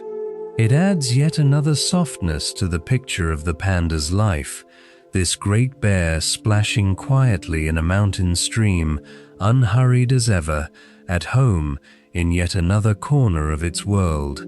Climber, swimmer, wanderer of the fog, the panda is more than the still, chewing figure we first imagine. Its quiet life holds more variety and more small joys than we might guess. And yet, in one important way, the panda remains gently apart from all its bear cousins, keeping its own steady rhythm through even the harshest season. Fact 80. We return, at the close of this part, to a quiet fact we touched before, for it belongs here among the panda's deepest secrets. Unlike nearly all other bears, the panda does not sleep away the winter. It cannot store enough from its thin bamboo to fund a long hibernation, and so it stays awake through the cold, feeding gently on, descending to warmer slopes, wrapping itself in warmth however it can, even in fresh manure. Where other bears surrender to the dark months, the panda simply carries quietly on, unbroken, through every season of the year. There is a steadiness in that, a refusal to disappear, that feels very much in keeping with all we have come to know of this animal. It endures not by great effort, but by gentle persistence, day after day, winter after winter. And that quiet endurance is, in truth, the oldest story of the panda of all, a story stretching back across ages, almost beyond counting. It is into that deep past that we will drift next. Part 9. A long walk out of the past. Fact 81. The panda we know is the last of a long and ancient line.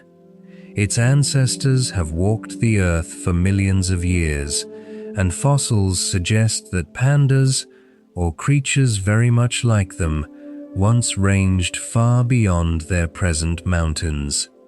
Long ago, panda kind seems to have roamed across much of southern and eastern China, and perhaps into neighboring lands as well, a far wider realm than the few misty ranges they cling to now. The animal we think of as belonging to just a handful of Chinese mountains once wandered a much greater world. Its home has shrunk slowly, over ages, until only these last green islands remain. There is a quiet poignancy in that, in imagining the panda as the remnant of a once great family, holding on in the last corners of a kingdom that was once vast. And among its ancient relatives were some quite unlike the panda we picture today. Fact 82. The fossil record hints that the panda's family tree held more than one kind of panda. Among the ancient relatives, scientists have found evidence of pandas both larger and smaller than the one we know, including forms that appear to have been notably small, dwarf cousins of the modern giant. The lineage was once richer and more varied than the single survivor might suggest. What remains today is one lone branch of a tree that was, long ago, fuller and more spreading. It is a little like coming upon a single old photograph and realizing it is all that is left of a large and lively family, most of whom have long since passed from the world. The giant panda carries that whole vanished history quietly within it, the last of many, and its long story is bound up, above all, with a single remarkable plant. Fact 83. The panda's turn toward bamboo was not sudden. Scientists believe its ancestors began eating bamboo a very long time ago, perhaps millions of years back, gradually leaning more and more upon it, until at last, deep in the past, the panda became the near-total bamboo specialist we know. Exactly when this final commitment happened is still debated, and some evidence hints it may have grown even more complete more recently than once thought. But the broad story is clear. Across an immense stretch of time, a meat-eater's descendant slowly, patiently, became a creature of the bamboo, reshaping its teeth, its hands, its very body to suit the plant. It is one of the great slow transformations in the history of life, unfolding over ages far longer than our whole human story. And for nearly all of that time, the wider world beyond China knew nothing of the panda at all. Fact 84. For most of its long history, the giant panda was utterly unknown to the world outside China. While the animal wandered its misty mountains, and while Chinese texts mentioned it under various old names, the lands beyond had no notion that such a creature existed. It was not until the year 1869 that the outside world first learned of the panda, when a French missionary and naturalist traveling in China came upon a black and white pelt and then a full specimen, and realized he had found something science had never described. To the West, this most famous of animals is, in a sense, a recent discovery, unknown to it until barely more than a century and a half ago.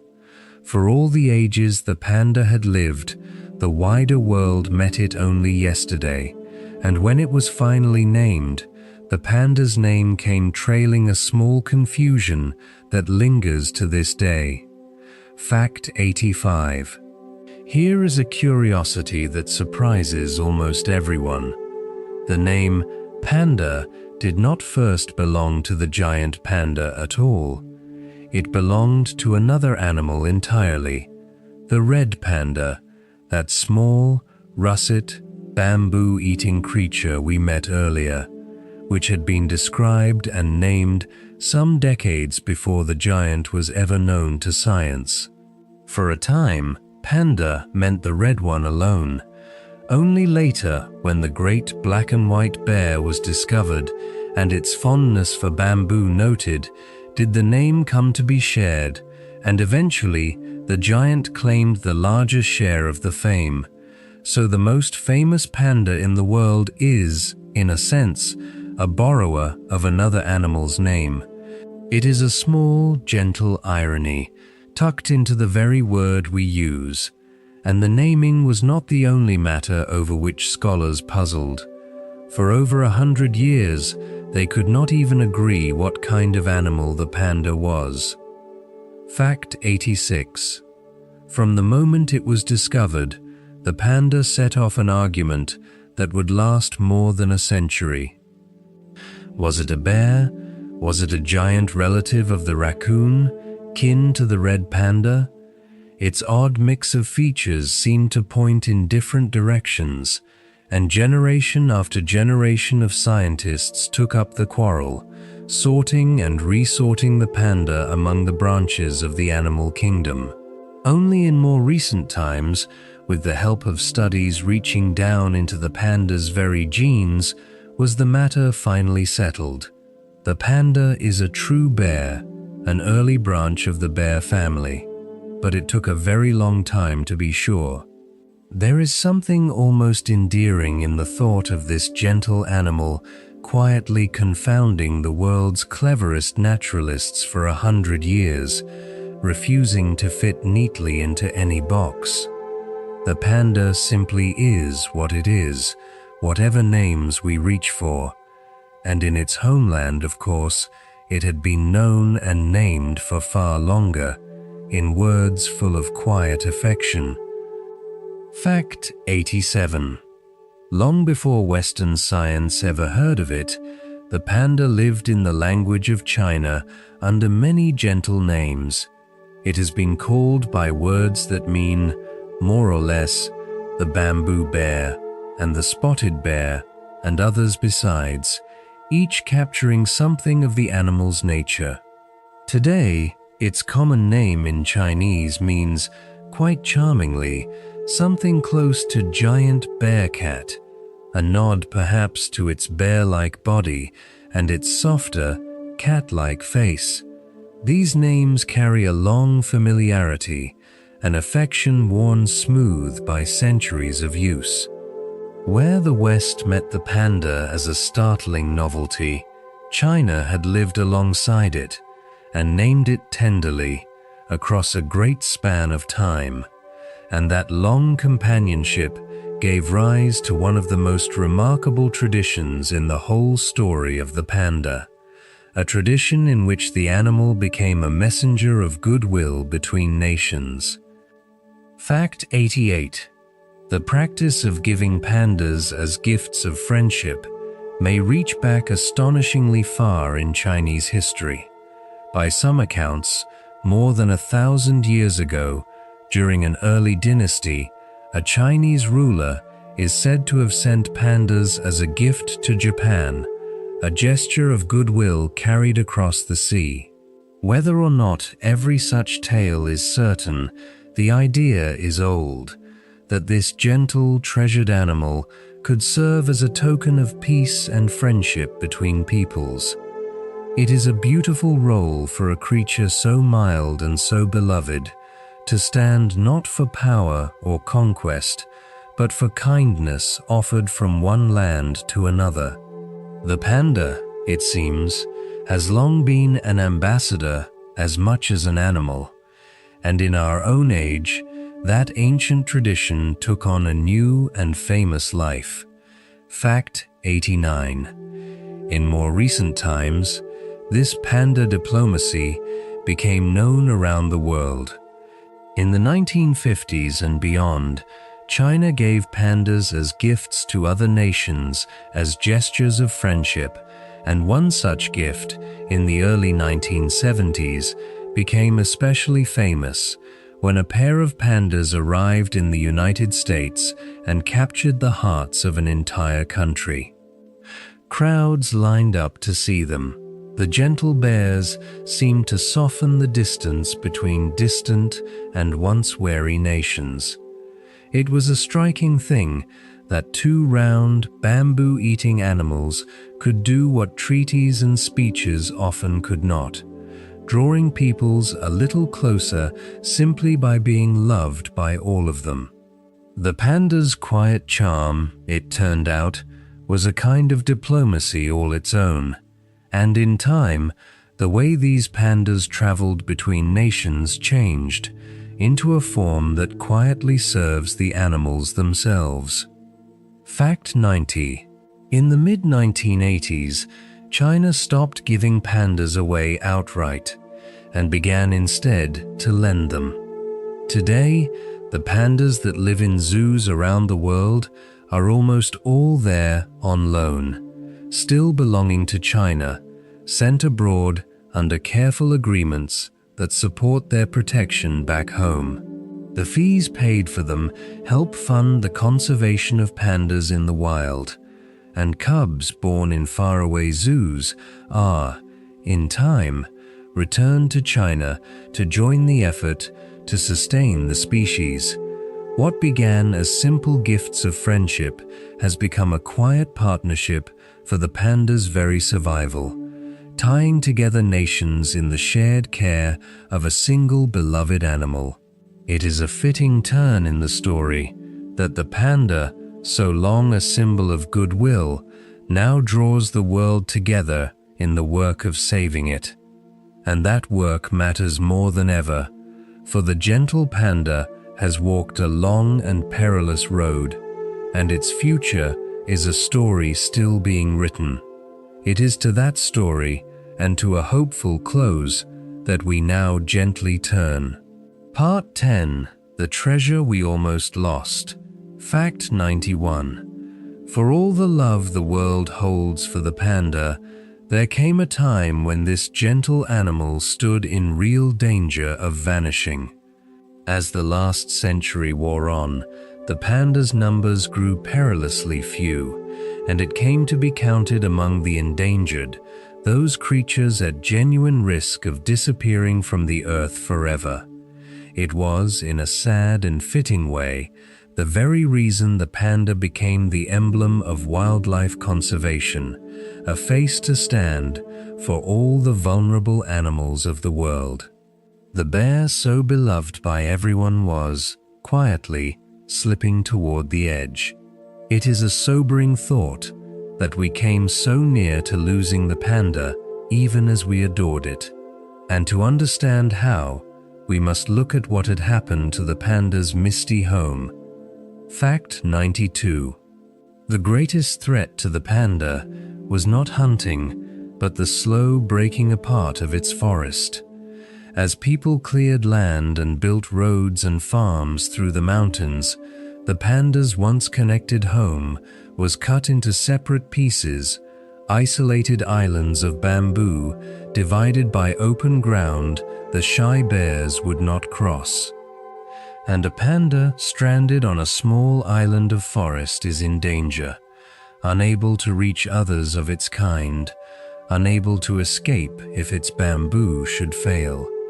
This fragmenting of the forest, more than anything, pressed the panda toward the brink. The animal did not need to be harmed directly. It only needed its world to be quietly torn into pieces too small to sustain it. And on those small, separated islands, an ancient natural event could turn from hardship into disaster. Fact 93. Bamboo has a strange and dramatic habit. Every so often, across a wide area, a whole kind of bamboo will flower all at once, and then, having flowered, die back completely, leaving the forest floor bare for years until it slowly grows again. In the panda's distant past, when its forests were vast and connected, this was survivable. A panda could simply walk to another region where the bamboo still stood. But on a small, isolated island of forest, a mass die-off can mean famine with nowhere to go. In flowering events of decades past, it is thought that many pandas perished when their bamboo failed and they could not reach fresh supplies. It is a heartbreaking vulnerability, this dependence on a plant that periodically vanishes. And it made clear what the panda most needed from us, not just protection, but a way to move once more through a connected world. Fact 94. And so people set about mending what had been broken. Across the panda's mountains, reserves were established, protected lands where the forest and its bears could be safe.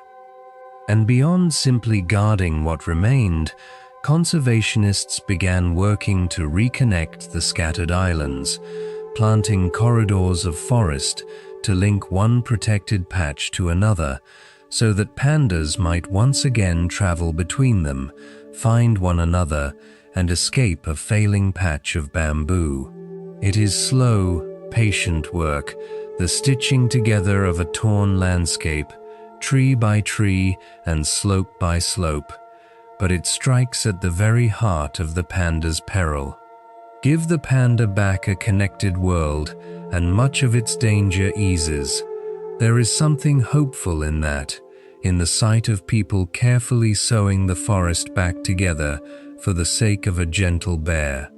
And alongside this work in the wild came another effort, tender and difficult, to help the panda multiply. Fact 95.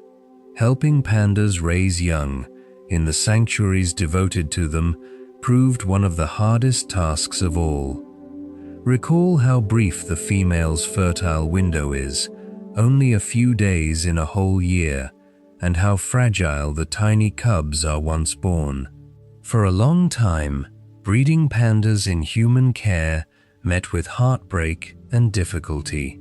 But slowly, with great patience and study, the caretakers learned. They learned the panda's subtle signs, its calls and scents and moods. They learn to nurse the fragile cubs and to save both twins where a mother could raise only one. And in time, the sanctuaries began to fill with healthy young pandas, a quiet triumph of devotion. It is a moving thing, the lengths to which people have gone, the years of gentle care given, simply to help this animal endure. And all that patient work, in the wild and in the sanctuaries alike, has begun, at last, to bear fruit. Fact 96. After all these years of effort, something wonderful has happened. The number of wild pandas has risen. Where once perhaps only around 1,000 remained, careful surveys now count well over 1,500 and rising. And because of this recovery, the panda's official status was gently improved, lifted from endangered to the less dire ranking of vulnerable, a quiet acknowledgement that the animal, while not yet safe, had stepped back a little from the edge. It stands as one of the great, hopeful stories of conservation, proof that patient care can turn the tide, that a species can be pulled back from the brink of loss. The panda that we nearly lost is, slowly, coming back to us, and that is perhaps the most heartening fact in all of this long, quiet journey. And yet those who love the panda are careful not to grow complacent, for the story is not finished. Fact 97. For all this good news, the panda is not yet out of danger. Vulnerable, still, means at risk. Its forests remain fragile and, in places, fragmented. And the years ahead may bring new challenges, as a changing climate reshapes the mountains and threatens the very bamboo the panda cannot live without. The recovery is real and precious, but it is not a finish line. It is a reason to keep going, to keep guarding and reconnecting and caring, so that the gains are not lost again. The panda's future, in the end, remains partly in our hands, tied to the choices we make for its mountains. It is a gentle responsibility and a hopeful one, for it means the story is still being written and can yet end well. And if it does, an individual panda has the chance to live a long and peaceful life indeed. Fact 98. A panda, given a safe and gentle life, can live a good long while. In the wild, pandas may live around 20 years, and in the safety of human care, they often live longer still, reaching well past their 20s, some into their 30s and beyond. It is a long, slow span for such a large animal, a life measured in unhurried decades of feeding and resting and drifting through the seasons. Picture all those years passed so gently, so quietly, in the soft green light of the bamboo. There is a deep peacefulness in the very length of it, a whole long life given over to calm. The panda does not race through its years. It savors them, slowly, one restful day at a time. And in that unhurried way of living, perhaps lies the quiet gift the panda has to offer us as our journey nears its end. Fact 99. We have wandered far tonight through the panda's strange body and stranger past, its false thumb and its slow fire, its tiny cubs and its scented letters and its long walk back from the edge of loss. And through all of it runs a single, gentle thread. The panda lives softly. It asks little of the world. It moves without hurry, rests without guilt, and endures not by force, but by patience, by making peace with what it is. In a world that so often prizes speed and striving, The panda is a quiet argument for gentleness, for slowness, for the deep contentment of a simple life lived at its own easy pace. Perhaps that is why we love it so. Perhaps, in the panda, we glimpse a kind of calm we long for ourselves, and as your own thoughts begin to slow and your breathing softens, let us return, one last time, to where we began. Fact 100.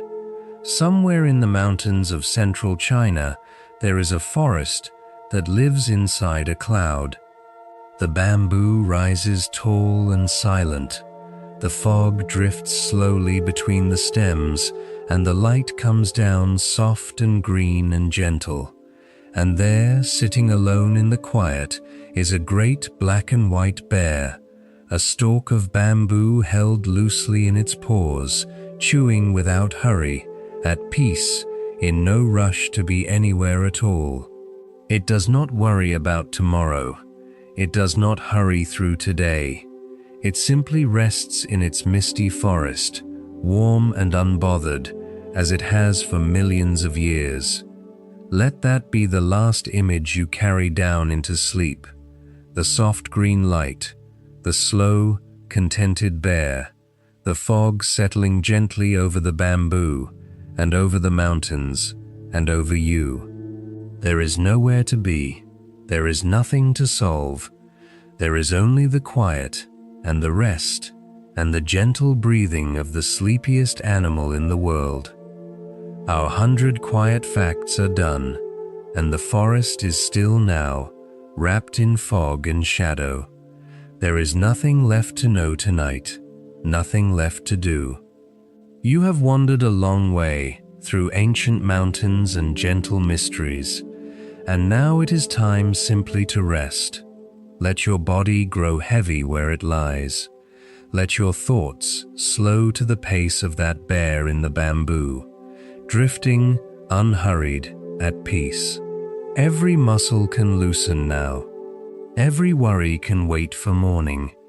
You are safe and warm, and there is nothing you need to carry into sleep. If these calm journeys help you find your rest, more of them will be here whenever you need them, waiting quietly, like the fog among the stems. But there is no need to think of that now. For now, there is only the soft green light, fading gently, the slow, contented breathing of the panda in its misty forest, and the deep, easy quiet that is carrying you, softly, down into sleep. Sleep well, rest deeply, and let the gentle bear keep watch over your dreams. Somewhere in the mountains of central China, there is a forest that lives inside a cloud. The bamboo grows so thick and so tall that the light comes down soft and green, and the fog moves between the stems like something breathing slowly. And somewhere in that quiet, sitting alone, is a large black and white bear, holding a stalk of bamboo in its paws, chewing without hurry, in no rush to be anywhere at all. Tonight, we are going to sit with that bear for a while. You have probably known the giant panda your whole life. It is on flags and posters and the front of coins.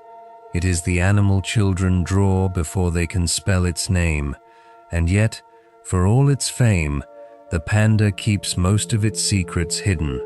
Almost everything about it is a gentle contradiction, a meat-eater's body that lives on grass, a creature built for stillness in a world that never stops moving, a wild animal that somehow became a symbol of peace between nations.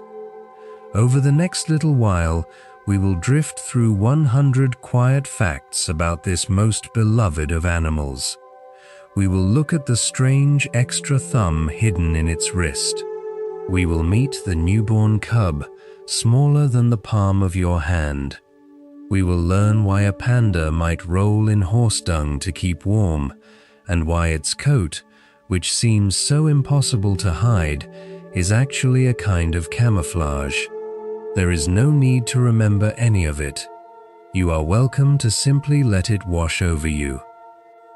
If you enjoy falling asleep to calm, curious stories like this one, you might like to follow the Sleepy Scholar, so more of these quiet journeys can find their way to you. But that can wait for morning. For now, let your shoulders drop a little. Let the phone rest in your hand, or set it down somewhere near. Let your breathing slow to the pace of that bear in the fog, chewing, resting, unbothered by the hour. There is nowhere to be. There is nothing to solve. There is only the soft green light and the sound of a voice, and 100 gentle things to know about the panda in the bamboo. Let us begin. Part 1. A shadow in the bamboo fog. Fact 1. High in the mountains of Sichuan, Shanxi, and Gansu, there are forests where bamboo grows in vast, silent seas, and where the clouds sink down to rest among the trees. This is where the wild, giant panda lives, and almost nowhere else. Even now, most people who love pandas have only ever seen one behind glass. In the wild, they are famously difficult to find, moving quietly through the mist, disappearing into the green. For a long time, scientists studying them in the mountains rarely saw the animals at all. They learned to read the panda, instead, through what it left behind. A crushed bamboo stalk, a trail of bitten stems, the soft evidence of a life passing through. And so our first fact is really an invitation to imagine that hidden forest, cool and dim and endlessly patient, holding its most famous resident somewhere just out of sight. But if the panda is so rarely seen, you might wonder, how far does its home actually stretch? Fact 2. The answer is not very far at all, and only in one country on Earth. The giant panda is found in the wild nowhere but China. It clings now to 6 mountain ranges in the country's center, narrow strips of high, misty forest between about 1 and 3,000 meters above the sea. Long ago, fossils tell us, pandas roamed across much of southern and eastern China, and possibly beyond. But their world has shrunk, fold by fold, until what remains is these scattered green islands in the clouds. To be endemic, as scientists say, means to belong to one place and no other. The panda belongs to these mountains completely. It is a little like a word that exists in only one language, untranslatable, at home in a single corner of the world. There is something tender in that thought, that this animal the whole world adores has only ever truly lived in one small, misty place. And what, exactly, is this creature that guards those mountains? You might think you already know. Fact 3. The giant panda is a bear. That may sound obvious, and yet for over a century it was one of the great arguments in all of zoology, and we will return to that quarrel later, but rest easy tonight knowing the matter is settled. Beneath the soft fur and the round, sleepy face is a true bear, related to the black bears and the brown bears and the great white bears of the ice.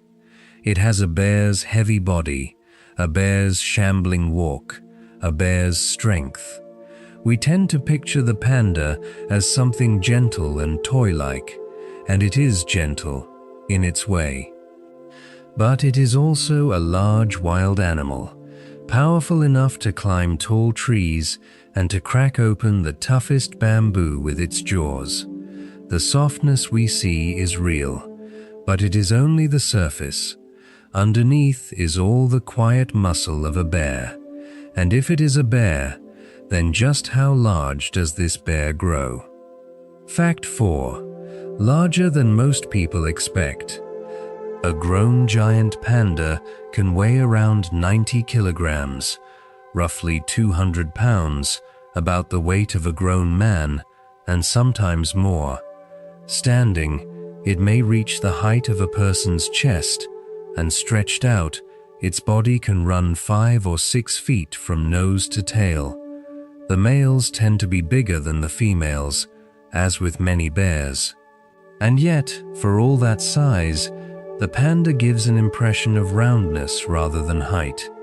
A soft, low, barrel-shaped animal that seems built for sitting more than for standing. Picture it settled on the forest floor, back against a slope, bamboo gathered in its lap, like someone who has pulled a blanket over their knees. It is a big animal that has made itself comfortable. There is a heaviness to it that feels restful, unhurried, grounded. But of all the things we notice about a panda, the size is rarely the first. The first thing, always, is the pattern. Fact 5. The black and the white. No other bear wears anything like it. Black legs, black shoulders, black ears, and 2 black patches around the eyes, set against a coat of creamy white. Its scientific name captures it perfectly: Ailuropoda melanoluca, which means, more or less, the black and white cat foot. For most of us, this pattern is simply what a panda is. We cannot imagine it any other way. And yet scientists have puzzled over it for years, because in nature, such bold markings usually mean something. They may shout a warning or send a signal, or, strangely, help an animal disappear. We will unravel that mystery in a later part of our journey. For now, it is enough to hold the image gently in your mind: the soft white body, the dark, gentle mask around the eyes, which is perhaps why the panda's face seems to hold such a patient, sleepy sort of kindness. Speaking of that face, there may be a quiet reason it looks the way it does. Fact 6.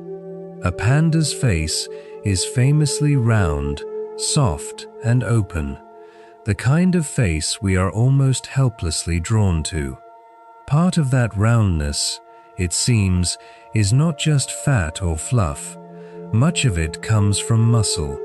To crush bamboo all day long, the panda has grown enormous jaw muscles and a broad, heavy skull, and those powerful cheeks fill out the sides of its face into that gentle circle we love. In other words, the very thing that makes a panda look so mild, that round and cuddly head, is built for one of the strongest bites of any bear its size. It is easy to imagine the softness and the strength as opposites. In the panda, they are the same thing. The face that melts our hearts is, in truth, a face designed to spend 15 hours a day chewing wood. There is a kind of quiet lesson in that gentleness and strength so often live in the same body. And this gentle, solitary strength shapes not just the panda's face, but the whole way it lives. Fact 7. The giant panda lives alone. For most of the year, an adult panda keeps to itself, wandering a home range of its own through the bamboo, avoiding others of its kind. It is not lonely in the way